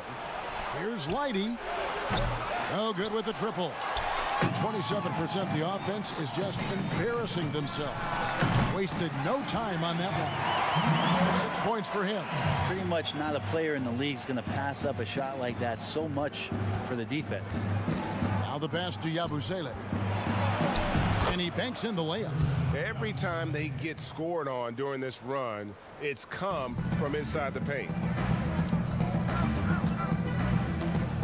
Now here's Jenkins. Defense right on him.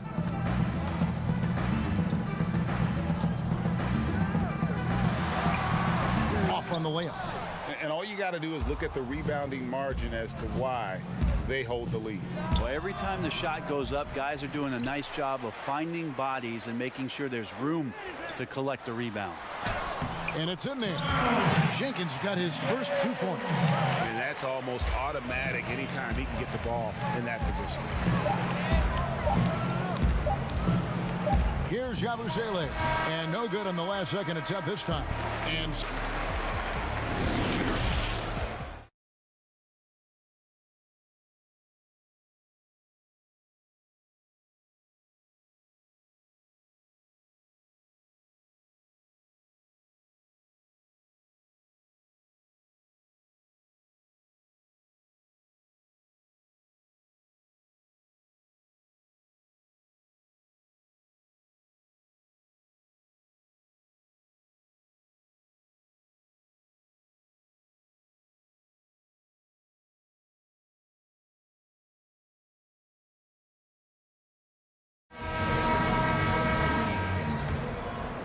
has been great, up over 50%. In fact, 52%.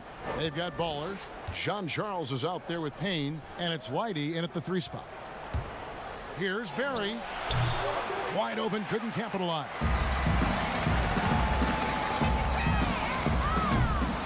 And it's off from 3-point range. To the middle. Here's Jean-Charles. Lays it up and in off the pretty assist. Jean-Charles has got his second bucket of the night. Big miscommunication on defense. He recognizes it and quickly takes advantage. Well, I know they don't have mobile devices out there for texting, so they might as well talk to one another, Greg. And they're allowing too many points in the paint. Coach is going to let them hear about it. Yeah, coach knows that. They know that. In the timeout, they're going to hear about it and make the adjustment.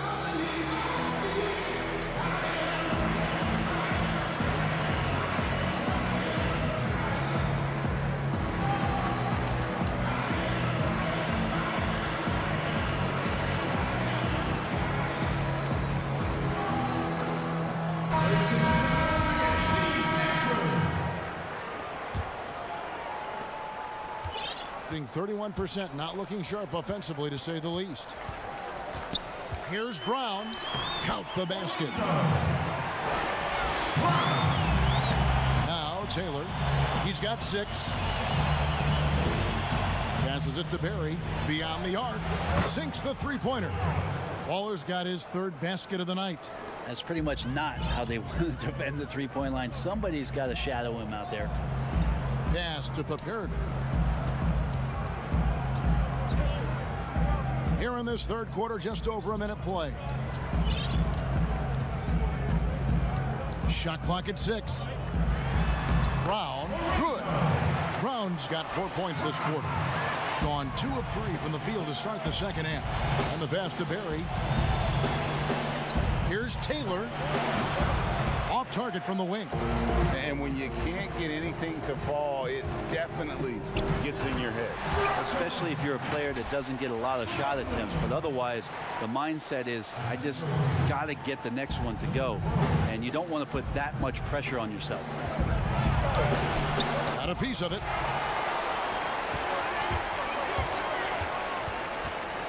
The kick out to Brown.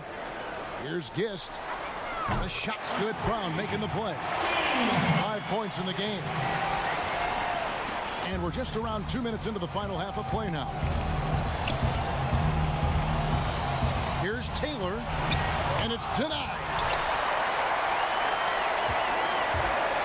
Here's Paperglue, and he finishes it off with a one-handed jam.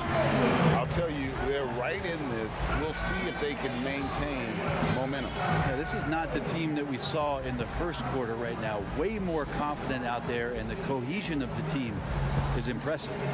When it comes to hustle, effort, who would you put on the floor to get those 50-50 points? They're just so important. And sometimes, with the win or loss in the balance. And I watch Kawhi Leonard, and even though he's a superstar player, there's still some efficiency in his action to go and get that ball. He just never stops. He never stops. And so, yeah, he might not get dirty, but he doesn't have to because he outsmarts everybody else to get to it. And we have scrappy guys like Marcus Smart and Pat. And here we go. Coach's challenge happening right now. This one in regards to the personal foul, seeing if that was the right call. And I think when it comes to some of the more difficult calls to make, personal fouls can be tough. The action is so fast that it's really tough to catch everything in real time.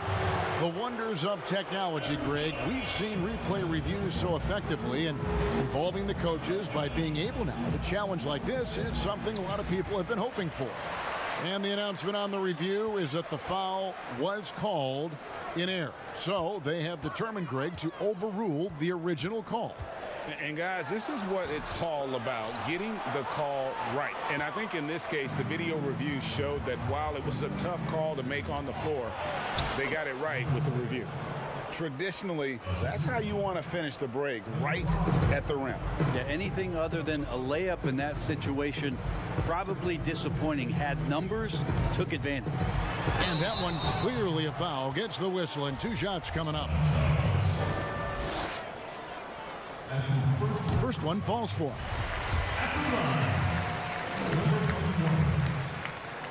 And so he makes both from the line. 1:56 left here in the 3rd quarter.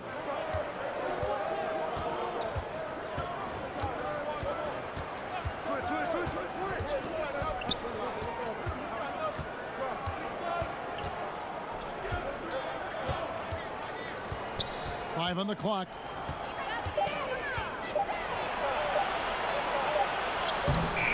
Got it off in time and beat the shot clock, but it's no good.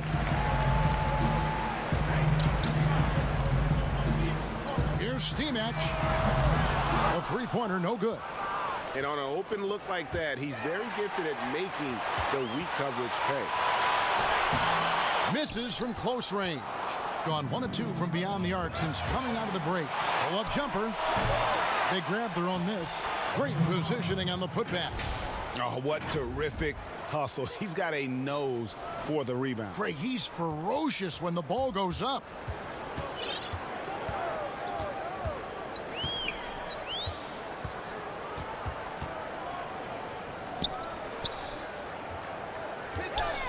There's 48 seconds left in the third quarter. To the paint. To the left side wing.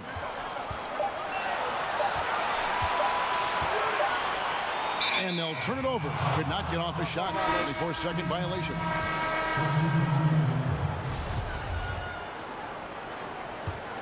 Is leaving something to be desired. Just 36% here in the third quarter. To the inside. Yabusele. And he takes that one up and powers it through. Gotta love the effort there. An undersized 4 who can really make things happen with that leaping ability. And no good. Gone 5 of 12 from the field since the third quarter got underway. And down it goes. Dunked through off a wonderful assist. And their balanced effort at both ends has hushed this crowd. All night long, in control of the pace, and you don't want to let go of that rope right now. Makes it off the glass. Offensively, defensively, they are in total control. Yeah, the other team a bit concerned here. They're trailing, and the lead seems to be growing. And so it's the visiting team feeling good about their 17-point lead heading into the break. Their defense has been active and effective. We'll take a quick break and then back to the action here. And as we head into the fourth, we'll see if there's a comeback in the works or if it's more of the same from the first three quarters.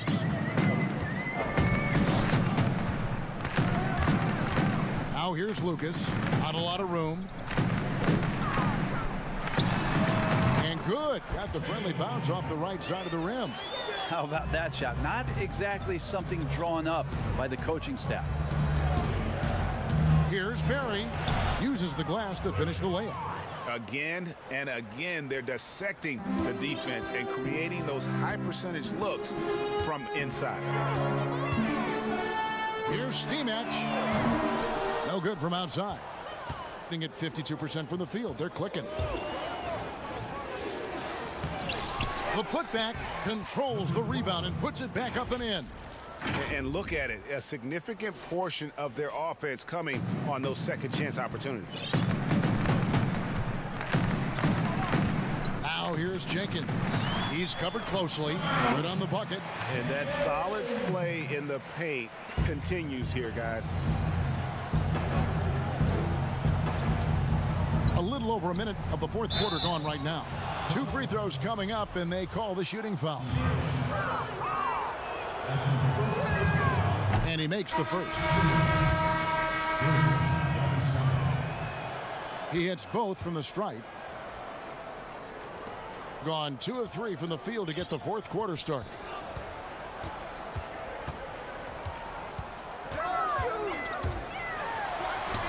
Misses the layup. About a minute and a half into the fourth quarter now. Nice shot by Yabusele. Can't talk enough about the subtleties in that setup right there. The assist, really the key to that entire sequence.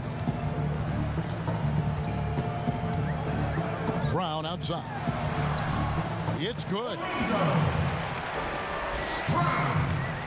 Gone 3 of 4 in field goal attempts since getting things started here in the fourth. Passes it to Barry. We're about 2 minutes into the fourth quarter in this one. Here's Yabusele. Taylor. The putback is no good. There's more he could have done in this game for sure, but it hasn't kept them from pulling ahead. Stepped in the line, out of bounds there, and that will cost them the possession. And this has been a comedy of errors. I mean, you can just add another one to the list.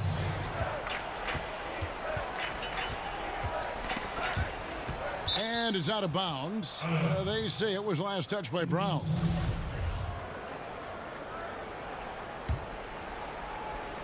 On defense, the home team trailing by 19. The wheels have completely come off for him here in the second half. The shot, no good. Outside, Taylor. Here's Jean-Charles. Bangs home the trifecta. And not where he earns his money, that three-point shot, but he's a good shooter from that range if he's got space. Here's Gist. Payne grabs the board. Payne's got rebound number 7 for him tonight. Here's Jean-Charles. Off target with the open look. We're in the final quarter of play here, 3 minutes in. The dish to Brown. Brent, with advanced analytics becoming commonplace in the NBA, which stats do you personally hold most valuable? Well, it's amazing to talk about effective field goal percentage. I laugh a lot about... Which is everything shooting. Free throws. Yeah, well, I like to use true shooting percentage, Kevin, because that's where you adopt 3-point shooting percentage, 2-point shooting percentage, and your free throw percentage. Everything. But in talking to a lot of people around the league, general managers and coaches, I laugh inside to myself a little bit, like, oh, so now shooting's important? Like what? Like now shooting's important around the league? Right. As if, you know, the time that you go out to start playing basketball, you grab a ball, you go towards the goal, and your goal is to make the shot. And so we're talking so much more about how much shooting is valued. Effective field goal percentage is tremendous, with true shooting percentage being not far behind. To stop the run. Can't connect from short range. Gone 6 of 11 since the start of the fourth quarter. Here's Dio. There's a minute left to play in the final quarter. Banked in off the glass. And once they smelled blood in the water, you could see the killer instinct take over. Yeah, up until that point, a competitive game, but once they broke through that barrier, it was all them. Complete control. From downtown, they get it again. Second chance shot, and it's good on the way in. And they came in determined to take this one. It's going to be a happy flight home. Yeah, when you step into an opposing team's arena and you can play with this type of composure, boy, that food tastes good on the way out of town. Not watching the line there. That'll be a backcourt violation.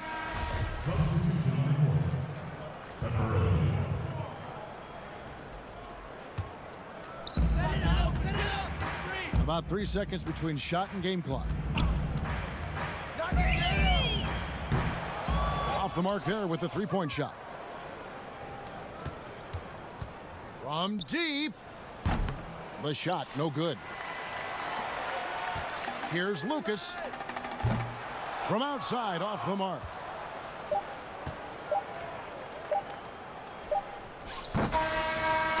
And so the road team gets the W in this one. To come into an opponent's building and dominate the way they did tonight.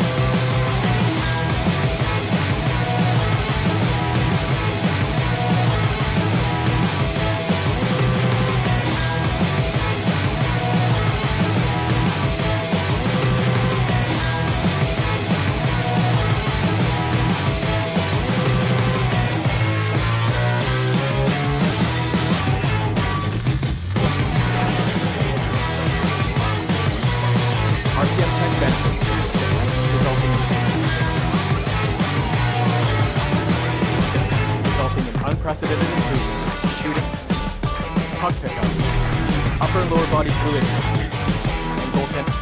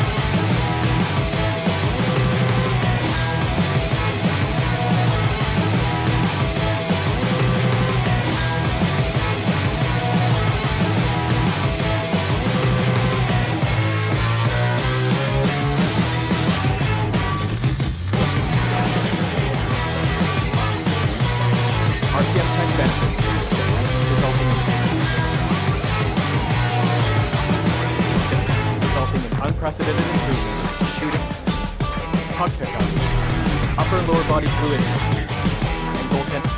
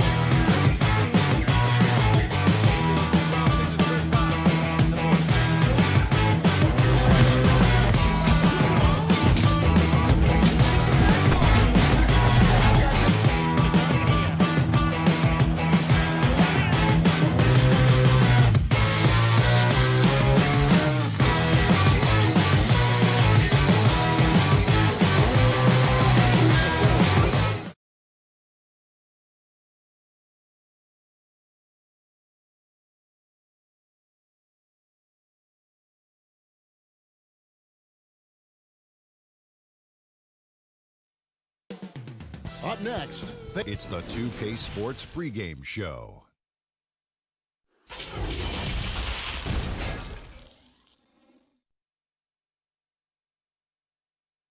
Welcome, everybody, to the day we've all payday. It sure is fun to watch, DA. Thank you. Now the starting group for the visitors. Taylor is out there with Baller. Then it's Payne, and it's Sean Charles in at the four-man position. Here's Barry. Gets it to go from beyond the arc. Smitty, when a team underperforms early in the season, fans tend to go crazy. I mean, they just can't figure out why this is happening. But what are the players saying to each other on the bench when they're traveling in the locker room? You know, I think when you're having great communication, Kevin, with guys amongst each other, you're trying to get through it, you're working through it. Whether you get through it or not is fine. I think there's a sign that things are going wrong. Kevin, you hear about these player-only meetings. When you start having 2 or 3 of those, that's when the ship is starting to go south. Here's Lighty. Good for the basket. Starting off 1 for 1 with that shot. They've been struggling here on offense. Yeah, a bit of a dry spell for sure. Looking to end the run, and he makes good on the layup. Just setting the tone with an aggressive move to the rack. And where's the help defensively? No excuse. You have to be aware. He should be on your radar all the time. And foul on the shot. He'll shoot 2 at the free throw line. That's his first personal foul at the line. And he knocks down the first one. 2 shots. And Taylor drops them both. Gone 1 of 3 from the field to start this one so far.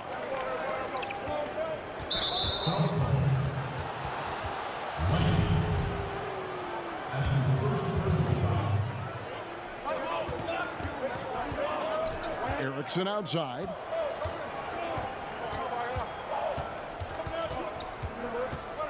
To the middle. Here's Sigma. Payne grabs the board. Gotten their first 3 shots to go in for him to start off this game. Now here's Taylor. Tight defense on him. Pass to Barry. Releases. Jean-Charles passes to Payne. A second chance effort.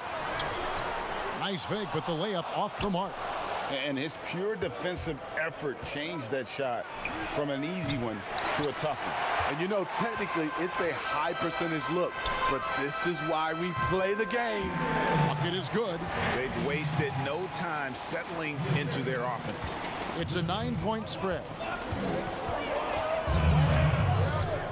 Here's Siva. Passes it to Sigma. The dish now to Siva. Tipped away.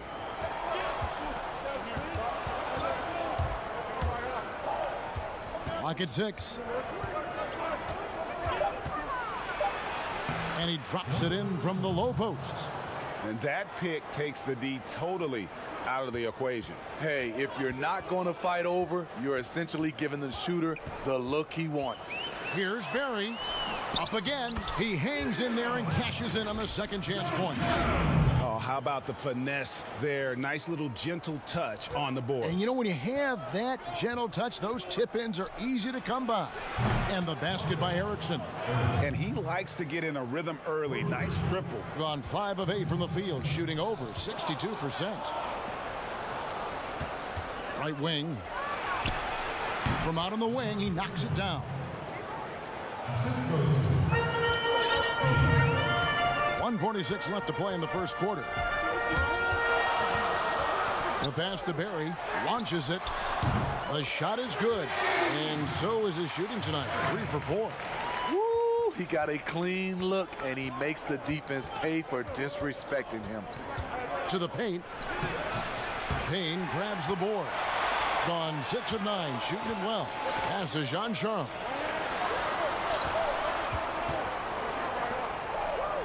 1:16 left in the first quarter of the game. Here's Barry. And the ball's tied up, so we'll have a jump ball. You too.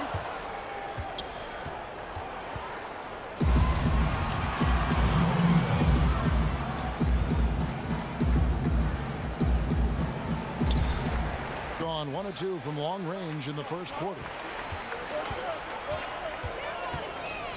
Here's Siva. Payne grabs the board. Payne's got his 4th rebound in this one. Whitey the pass to Taylor. Yeah, just not on the same page. Unfortunate, wasted possession. Both teams will make substitutions.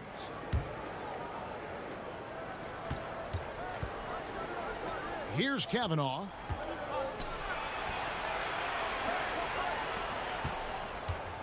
Low block shot.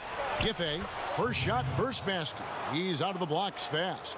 Yeah, another nice bucket down low. They've really been able to work the ball into the post effectively here so far. Down low, here's Jean-Charles. No good with the layup. Shooting 45% from the floor since the game got underway. Inside, Kavanaugh. Terrific assist, a nice finish. Solid play all around. I mean, that's a good job working the ball inside and getting a quality shot. Goes up on the wing, and it's good off the back of the rim and in. Nothing went right on that offensive possession except the result. Giffey. No good on the last second attempt there. And we'll be right back.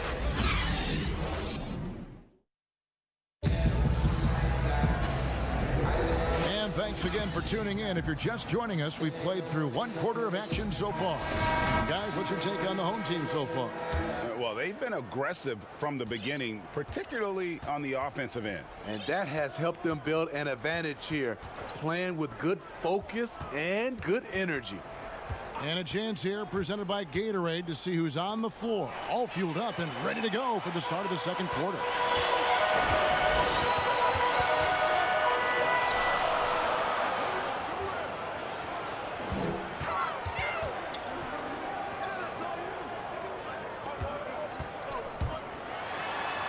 Good for the basket, starting off 1 for 1 with that shot. Unselfish, moving the ball. Love to see this kind of offense. Here's Tiemann. A three-pointer off the mark. Doing fantastically in this game, 62% from the floor.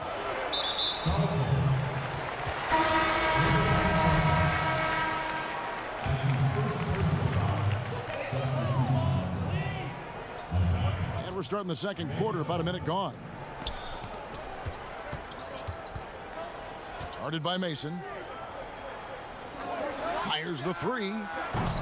They get the rebound. Nice shot by Yabusele.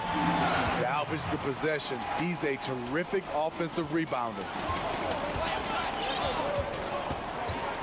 Now Mason. 9 feet out, and he knocks down the jumper. Mason's got his first points of the game. Gone 2 of 3 from the field here to open the second quarter. We're closing in on 2 minutes played here in the second quarter. He can't get it to go.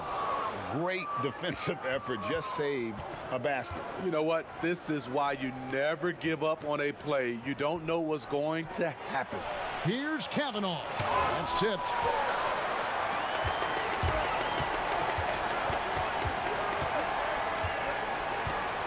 Well, Steve, it's expected that we'll eventually allow 18-year-olds to enter the NBA draft. A proud Michigan State alum. Are you concerned players may miss something by choosing to skip the college experience? You know, Kevin, in this situation, for sure, there are some players that I would say is going to make some mistakes and maybe come out too early and not be ready. But I think we have to allow them to have these decisions and not have these decisions taken away from them. I love college, but there are some guys that are just ready to go play in the NBA, just like other areas of life. When you're ready, you're ready. To the paint, here's Tiemann. And now, yep, this will be a coach's challenge. We thought that might happen, triggering a review of the personal foul. And I like the fact that the defense is looking to protect the rim at all costs. And this is the time now where the officials can review in closer detail what constituted the original personal foul. Getting a different angle can sometimes make it a lot easier to determine. Greg, indeed, and the one thing with replay review is that when you see the slow motion replays, you really get a new appreciation for just the immense speed at which these players are moving and how fast the action really is and how hard it can be sometimes, you know, Greg, to make the right call. And the announcement on the review is that the foul was called in error. So they have determined, Greg, to overrule the original call. And guys, this is what it's all about, getting the call right. And I think in this case, the video reviews showed that while it was a tough call to make on the floor, they got it right with the review. Here is Mason. And they get it. Kavanaugh. It's good on the putback. And those second chance points really become almost like bonus points when you can get them. Stolen by Mason. That's his second shot and his second basket. He's 2 for 2. Poor interior defense. If you play him soft, he's going to kill you.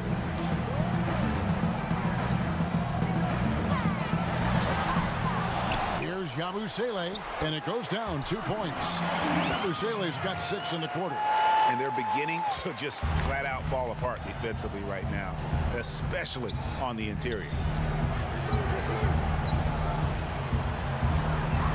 52 seconds left in the first half. To the middle. Here's Kavanaugh. It's deflected.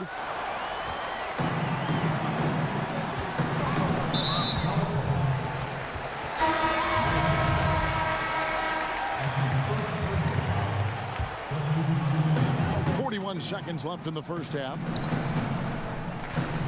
Here's Dio, and he gets the basket. Officials blowing the whistle, so a chance at the line for one more.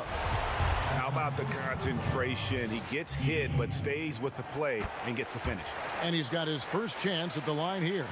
Gone 3 of 7 shooting the ball here in the second quarter. 29 seconds left in the first half of basketball.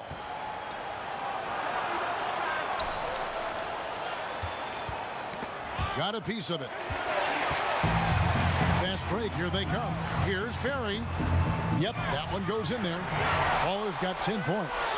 Well, there you go. One team operating on all cylinders at both ends. Steals, fast break buckets, and the other team in scramble mode. Pass to Sigma. Shoots over Payne. And so it's the home team with an 8. And now, the 2K Sports Halftime Show.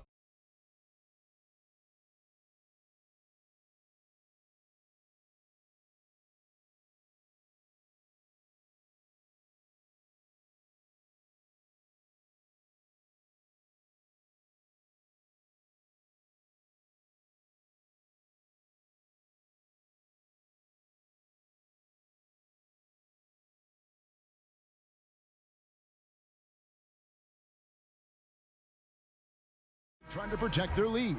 It's been quite a game for Baller. Something has kicked him into gear tonight as he has done work on the offensive end. Not someone they usually rely on to do this, but you need role guys to step up once in a while and help you out. Being 41% for the game. Erickson outside. Fires for 3. Kept alive. Sigma from past the arc. And the basket by Erickson. Erickson's got his second basket of the night. How can you leave this guy that wide open? Please. That's terrible.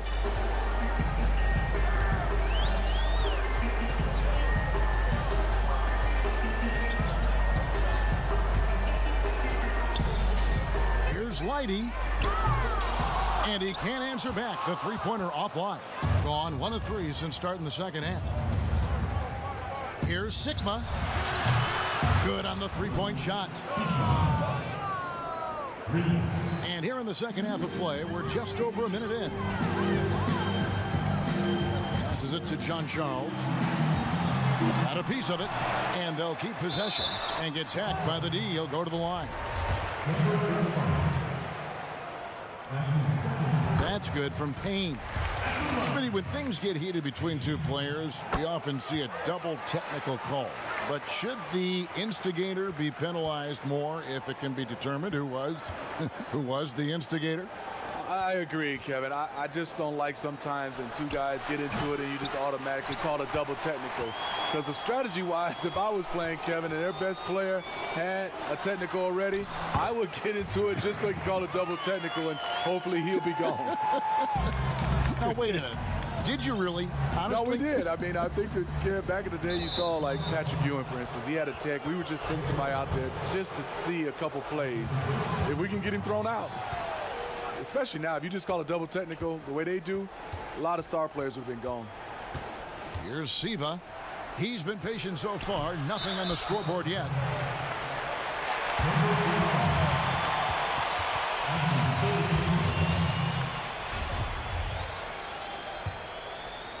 2 minutes gone in this third quarter now.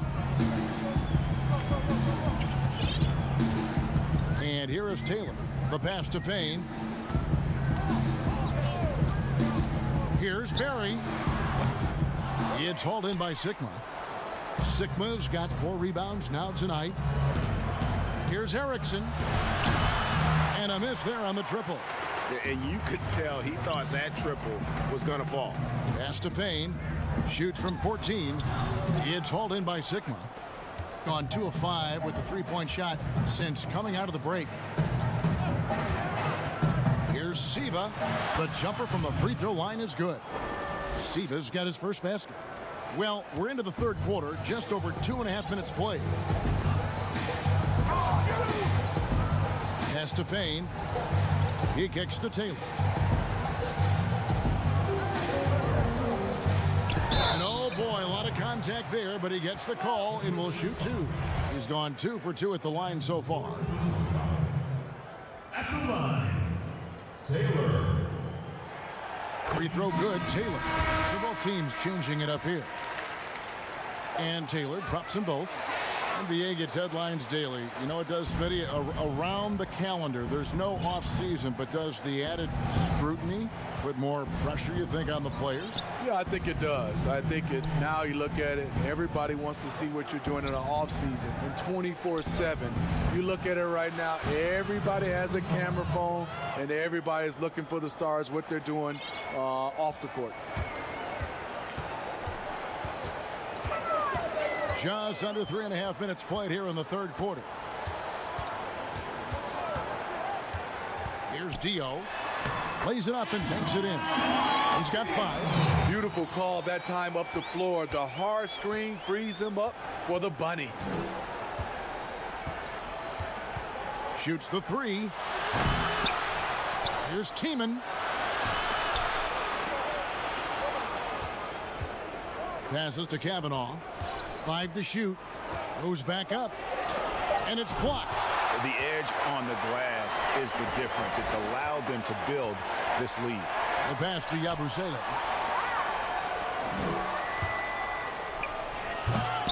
Wasted no time on that shot, but it's off the mark.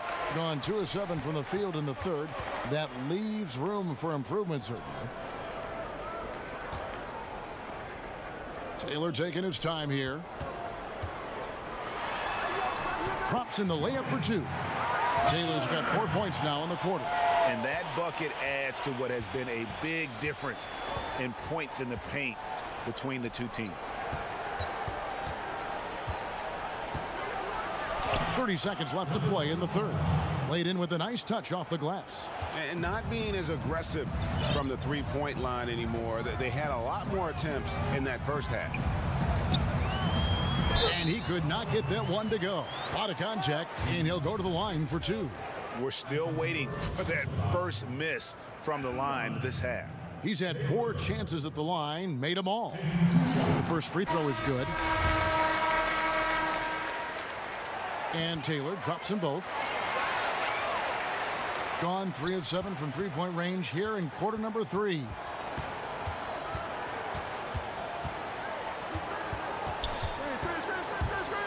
Down low to the wing on the left.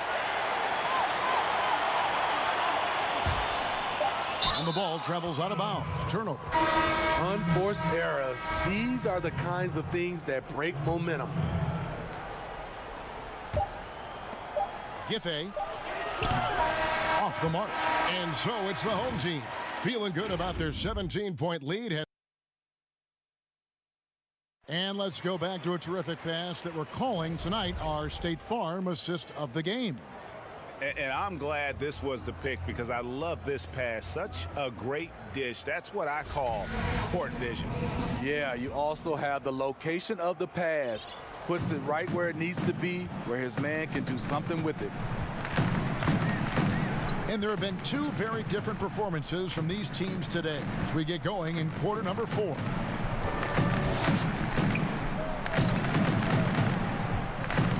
Just 5 to shoot. And the call on the shot that sends him to the line. No question, he got bumped on that shot.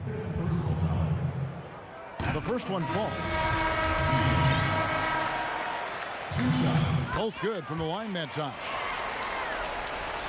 41% for the game.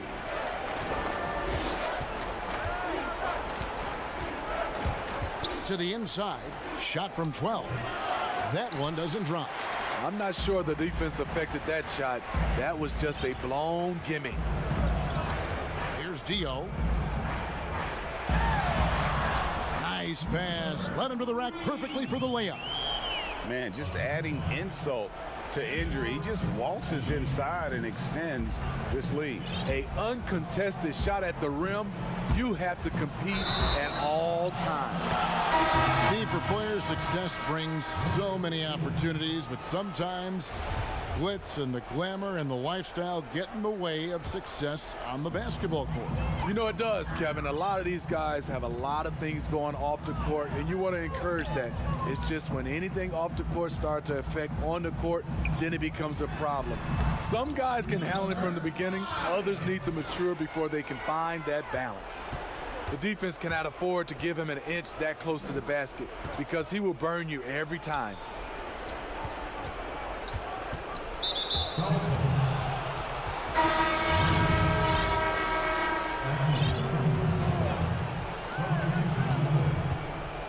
Pass to Sigma. And the layup's good off the glass. Just about 1.5 minutes gone by here in the 4th. Barry passes to John Charles. To the paint. There's the steal. To the middle. Giffey. Payne grabs the board. Payne's got his 7th rebound of the game with that last one. And physically, there's no doubt they've been the stronger team. A +10 rebound advantage tells you all you need to know. You know what? You've got to always be in control of your emotions. And we're around 2 minutes into the 4th quarter here. And Jean Charles gets it to go. Not a lot of resistance on the inside, and they're taking full advantage. Erickson passes to Sigma, and 2 free throws coming up, unable to get that one to go with all the contact. Well, we know, Steve, the NBA looking at lowering the draft eligibility age from 19 to 18. The one-and-dones would be gone. You like the move? I do like the move, Kevin. I would just love to have a lot of things in place for these younger guys, whether they're 18, 19, some guys at 25. Just something in place to help these guys, especially some of the things they're having problems with off the court and also financially. Have some kind of third eye to be able to help these guys. And this is where the G League comes into play, isn't it? Yes, indeed. Now here's Erickson. Payne with the block.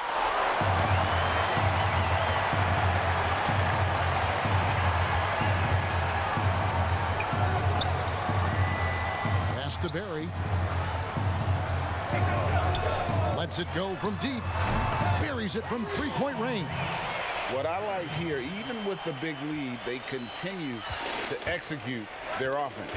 They've taken nothing for granted. You can see they're playing the moment rather than the score. Matching baskets from the perimeter, an earmark of today's game. Hey, players love competition, and the fans love it as well.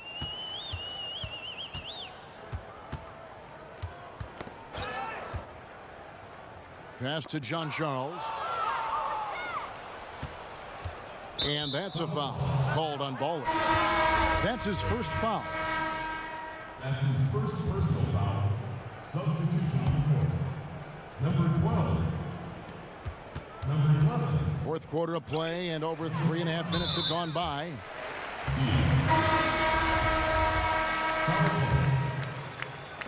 And so here's the home team. That's his first personal foul. Here's Dio. Number 9. Kicks to paint. Mason. Here's Dio. You know, Steve, the business part of the NBA, very strong. But Commissioner Silver doesn't want to be complacent either. No, he doesn't. He's always been forward thinking. They're doing a good job of being proactive and doing a good job of just throwing out ideas. And what I love the most, Kevin, working with the Players Association. I'm with you.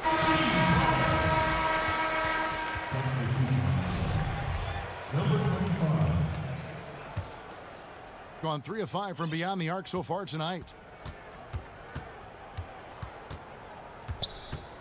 There's 49 seconds left in the fourth quarter. Foul call. That's his first personal foul. First one falls for him. Good on both. So it's the visitors now. Mason with it.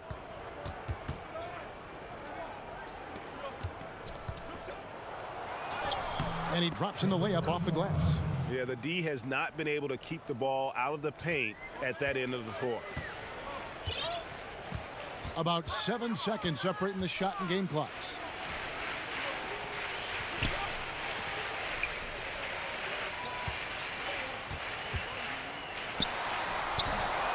And Kavanaugh pulls it down. It's tipped. Out left to the wing. Shoots it up. And the shot is long. And so the home crowd treated to a win. And the outcome of this one was never in doubt. And boy, they really...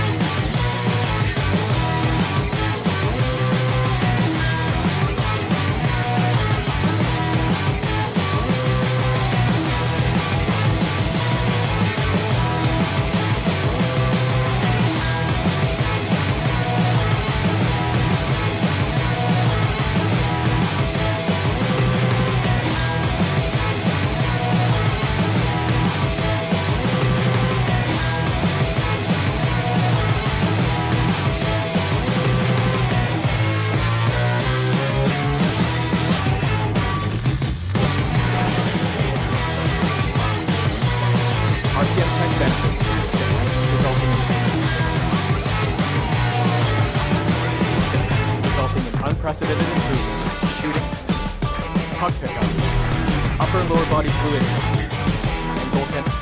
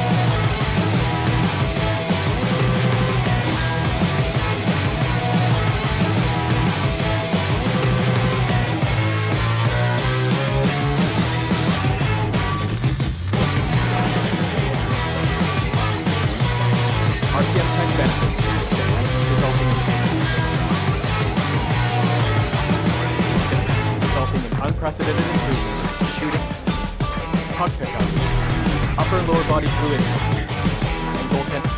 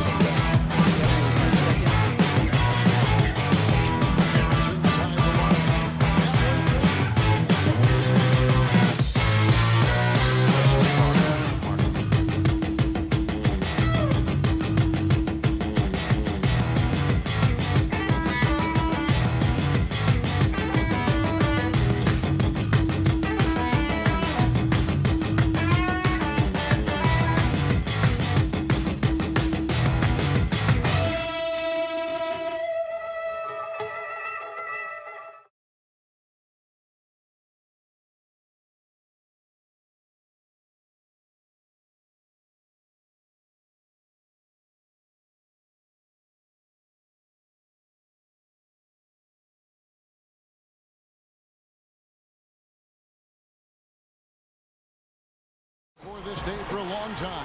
It's now the starting group for the visitors. And the official start of the season, Chris. Is there any opening day for you that sticks out in the many years you played in the NBA? One opening game, and I don't remember who we played, but I know it was with Allen Iverson. And AI and I had meetings before the season, and we were talking about just how much we wanted to win. We knew we were coming up on the end of our careers, and I remember never entering a preseason with so much hope because I knew that he was in, I knew that I was in, and we knew that we both wanted it so bad. So I think we both scored 30 or did something crazy like that. I don't remember, but coming out with him that preseason was so special because I knew we were going to set the tone for how our team was going to play, and we were engaged that year. And he made the right read on that play, but just couldn't secure the steal. And you can tell he feels he should have had it still. The hustle was impressive. Now here's Erickson. And he misses his first shot of the game. Not pretty. You've just got to shake off a miss like that. And there's the pass to Paperg. For three. One up, one down. 2 points with his first shot this game. And good to get him going early. That shot should give him some confidence. Yeah, it's all about establishing a rhythm. I mean, you start to see it fall, you begin to believe. Sigma with the bucket. And once he got to the 10, I think he was surprised to find himself that wide open.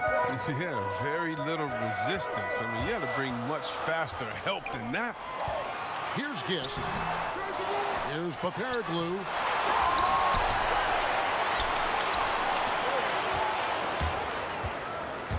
Brown the pass to Gist. That one off the back iron and out. Gone 2 of 3 here to start out the game.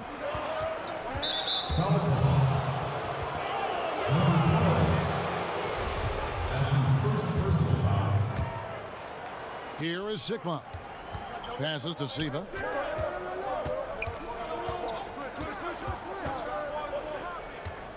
Shot from 6. Got him with the pump fake, but couldn't finish.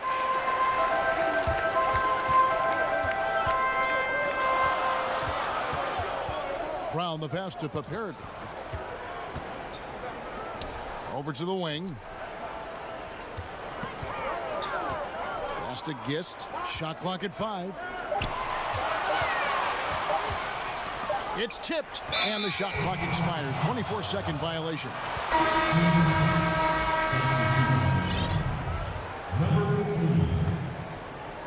Here in the first, just under 2.5 minutes played so far. Inside. And trying for the go-ahead basket. It doesn't go in. Brown drives in. Off to a good start as he hits his first shot attempt.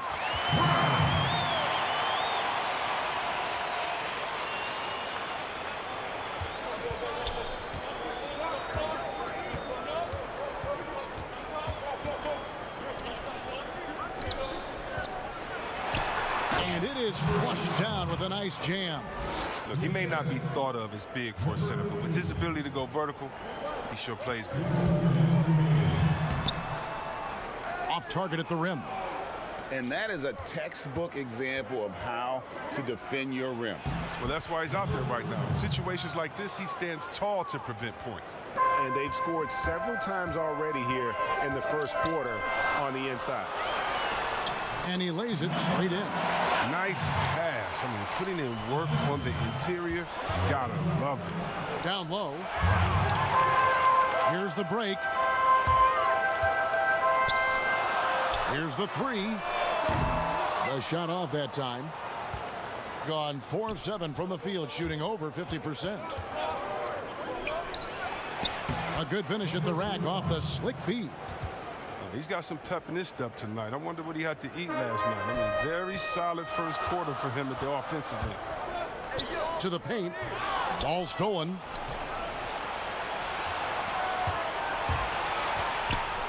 It's deflected. The layup off target. Gone 1 of 2 from long range in the first quarter. Inside. Lays it up off the glass. He's got 6. Guys back and forth this first half. And this could continue to go back and forth the entire way. To the inside, Sigma. The shot is good, and so is his shooting tonight, 3 for 4. There's 38 seconds left in the first quarter. Kicks it to Brown. Out to the wing, to the middle. The 9-foot shot, and that's off the glass and in. Brown's got his second bucket. Look, he pounces of a chance when the D falls asleep. Easy, too. Gets the three-pointer to fall. Gotten 6 of 11 shots to go down so far. Pretty nice shooting. Solid play in the low block, and that one's good. Textbook. Nice pass. Great catch. Even better finish. Here's Erickson. His three-pointers off the mark. 2 on the clock. He can't get that one. And so the first quarter comes to a close. Both teams scoring well, but it's all tied up. After this break.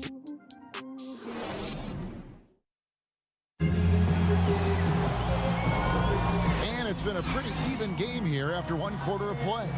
Guys, what's your take on the home team so far? Yeah, in that first period, they look to push in transition at every opportunity. With the game being fast-paced these days, you can expect this from a lot of teams, but they did it very well. And not gonna go. He misses the first attempt on the night. And now let's check out the lineups courtesy of Gatorade, all fueled up and ready to go. Here's the second quarter of play. Just focusing on the task at hand, that's all you can do. Oh, you know what it is, Greg. One play at a time. That's got to be the mindset, especially in such a tight game. Well, that's not the kind of interior defense you want. Way too slow to protect the rim. Mason, and there it is for him. And they've repeatedly probed inside in the first half, guys, and it's paid off.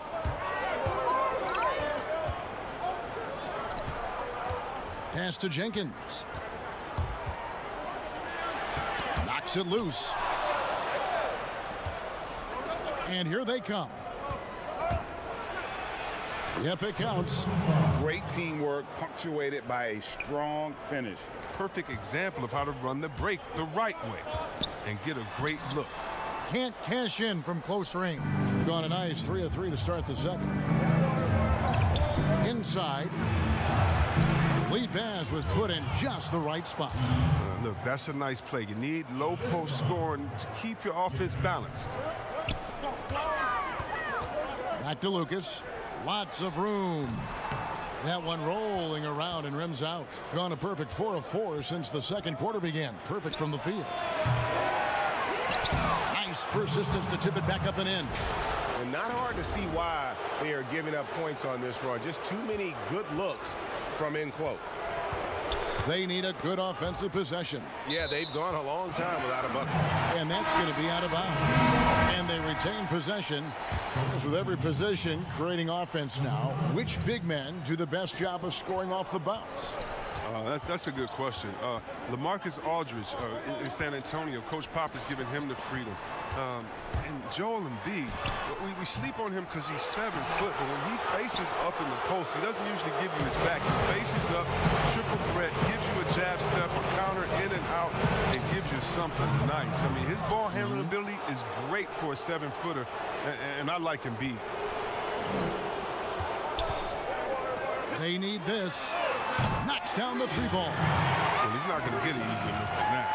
Don't need to double team him, but you can't leave him all alone. To the inside, Kavanaugh, and that'll be 2 free throws coming up. Officials on the call with the foul. I mean, even from over here, you can see that one pretty clearly. First trip to the free throw line for him in this one. That one falls, so he hits both of them. Here in the second quarter, we've played a little over 2.5 minutes now.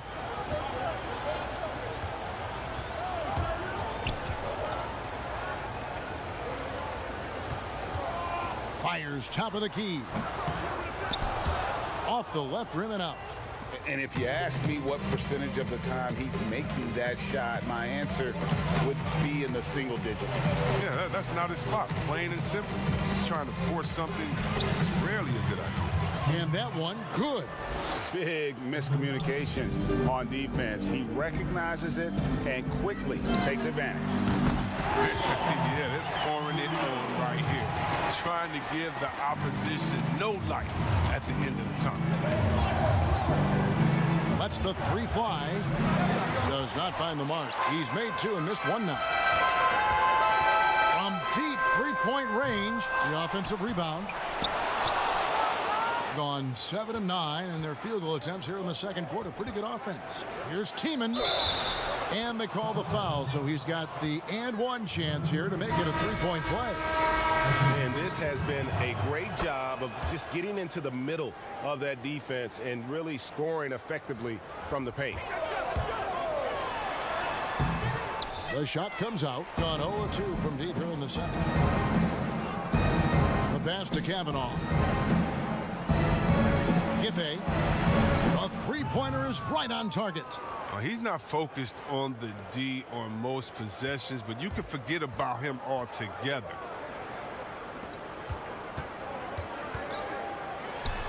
True on the 14-footer. He's out there on an island all by himself. I mean, good job to stay cool. Train.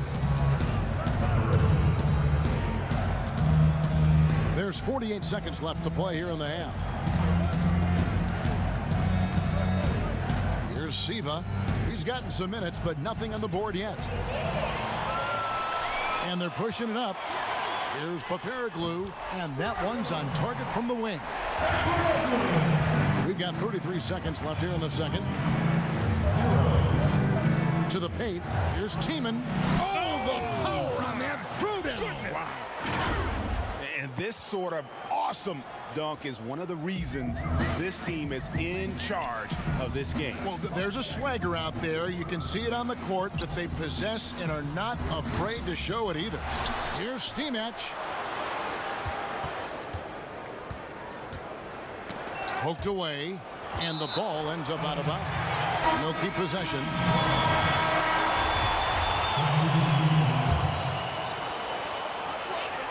Seconds left to play here in the second quarter.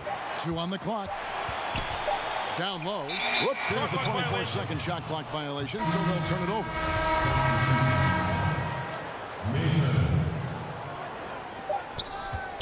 Intercepted. And so it's the visiting team.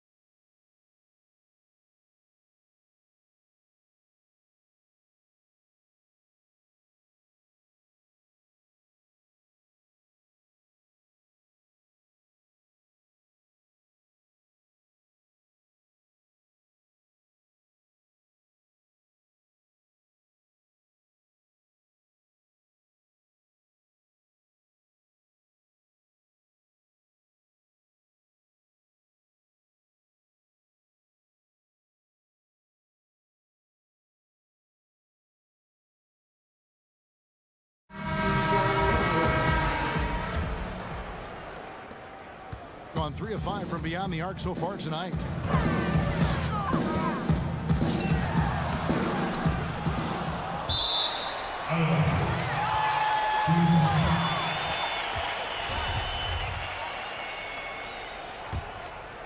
Shooting 71% all in all in this one. They've been brilliant offensively. Here's Siva. He's still scoreless so far in this one. Throws down the alley-oop slam. Oh, phenomenal alley-oop slam there. They are taking advantage of a team that looks lost out there. That's tipped.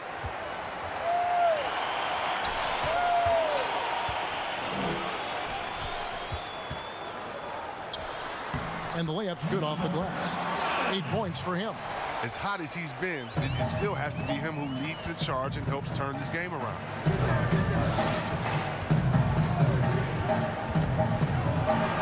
The 15-footer, good.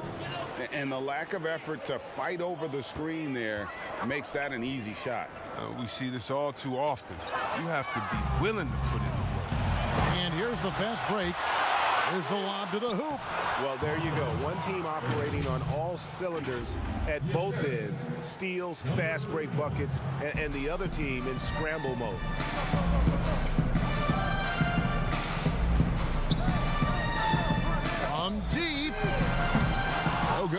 one. Gone 3 of 3 from the field since halftime. Passes it to Erickson. And that goes out of bounds. And they'll keep possession. So it's both teams making substitutions here. Number 25. 90 seconds now into the second half. Puts up a 3. Drains the three-pointer. Erickson's got 5 points now in the quarter. And this is how you want to come out of the half. Prolific and efficient. Oh, just a dream scenario for them so far. Their offense looking like a well-oiled machine. Brown outside. That's 1 for their first 4 to start the second half. No good again that time. Banked in off the glass. Erickson's got 7 points. Wow, 5 straight buckets coming out of half. They are rolling. Gotten just 1 of their first 4 shots to fall since coming out of the locker room at the break. Lazic. The top of the key jumper is on the mark. Gotten every shot that dropped since halftime. They're 5 for 5 from the floor. Not quite 2.5 minutes played here in the second half. It's tipped. The tray. No good on that one. Gone 3 of 6 tonight when they've let it fly from downtown. He lobs it up. And what an alley-oop. Those two read each other so well. It's a play I'm sure they love to run. Getting blank from three-point land so far in the third. Still 0 for 3. Here we go, one-on-one. Good job getting the ball and completing that play. Oh, that'll make any coach happy. Aggressive defense, then changing ends quickly. There's the talk about lowering the minimum draft age from 19 back to 18. And guess how much of a difference does that 1 year make in a player's maturity?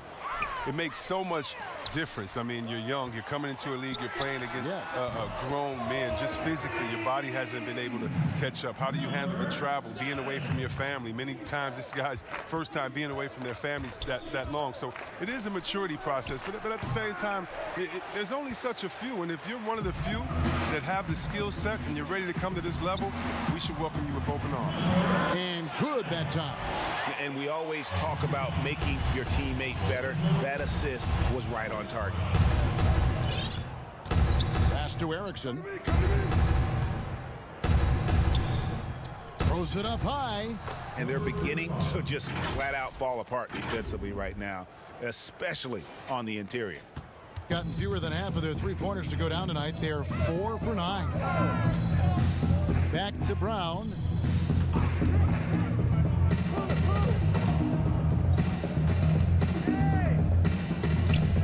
There's 45 seconds left in the third. 6 on the shot clock. That one goes in. 15 points in the game.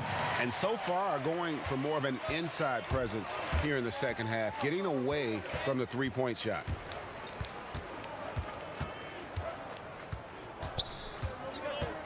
Inside with the putback.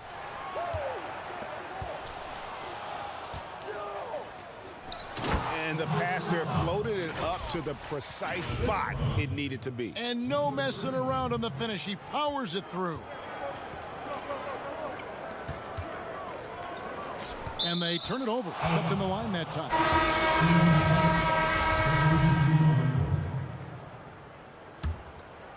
Here is Mason. Pass to Kavanaugh. Kicks it to Mason.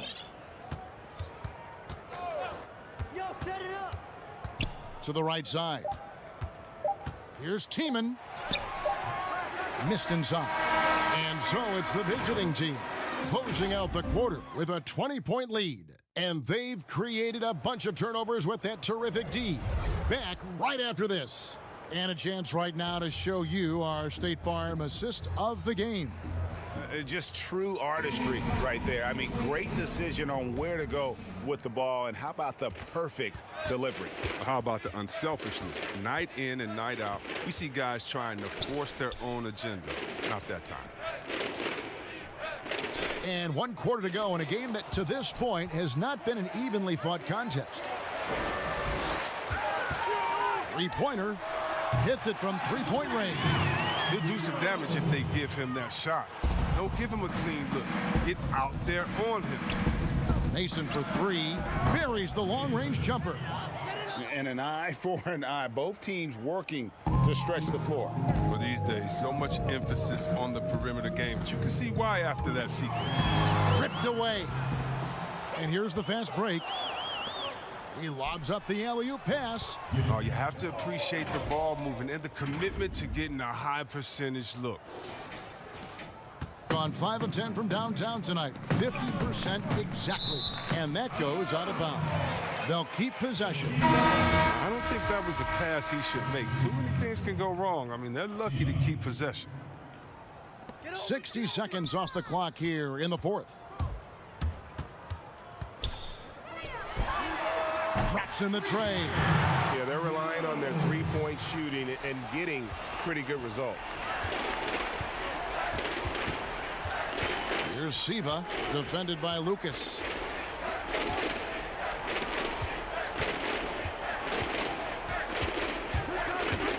Here's Siva. 4 on the clock. Shoots. Kavanaugh's shot is off. Gone 6 of 11 when they've taken the three-point shot tonight. Very respectable. Off with the layup. Gone 2 of 3 from the field to get the fourth quarter started. Here's the break.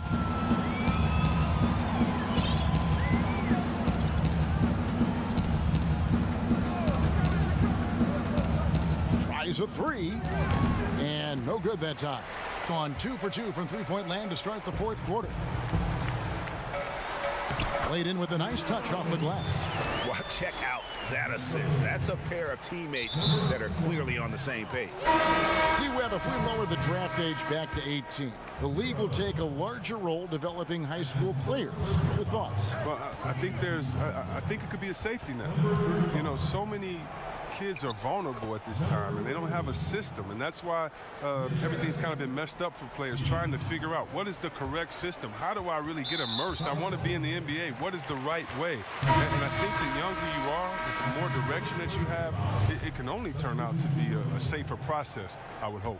And getting better pro-level training, too, coaching. Yeah, pro-level training, pro-level knowledge, pro-level relationships. I think it's a great thing by the league. Everything looked good until the finish, and it all goes wrong. Erickson outside. Now the pass to Siva.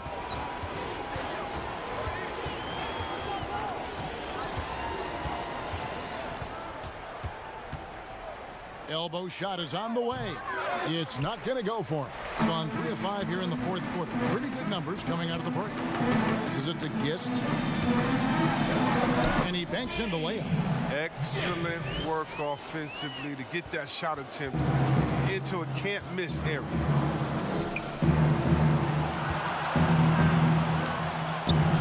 Siva passes to Sigma.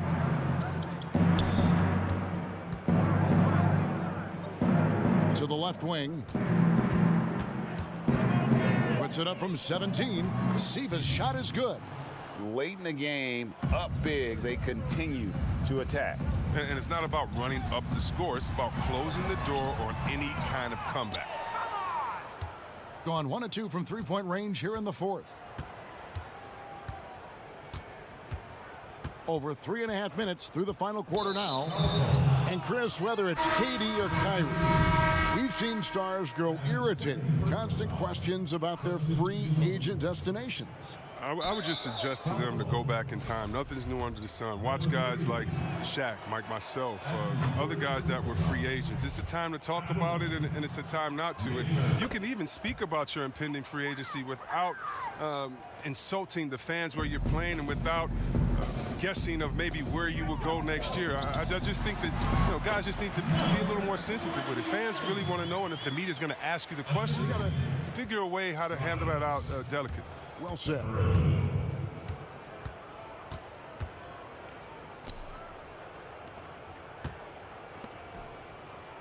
Pass to Mason.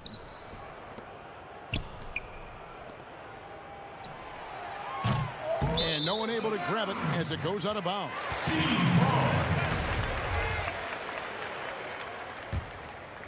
gone 5 of 8 shooting as we've come down the home stretch in this final quarter. Back to Lucas. And the pass to Papariglu. From deep three-point range, but they'll get another chance.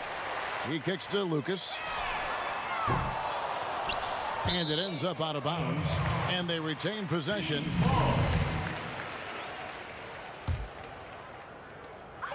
We've got 33 seconds left to play in the final quarter. From outside the arc. No good. Not a friendly rim at all. This trip down. There's 18 seconds left in the fourth quarter.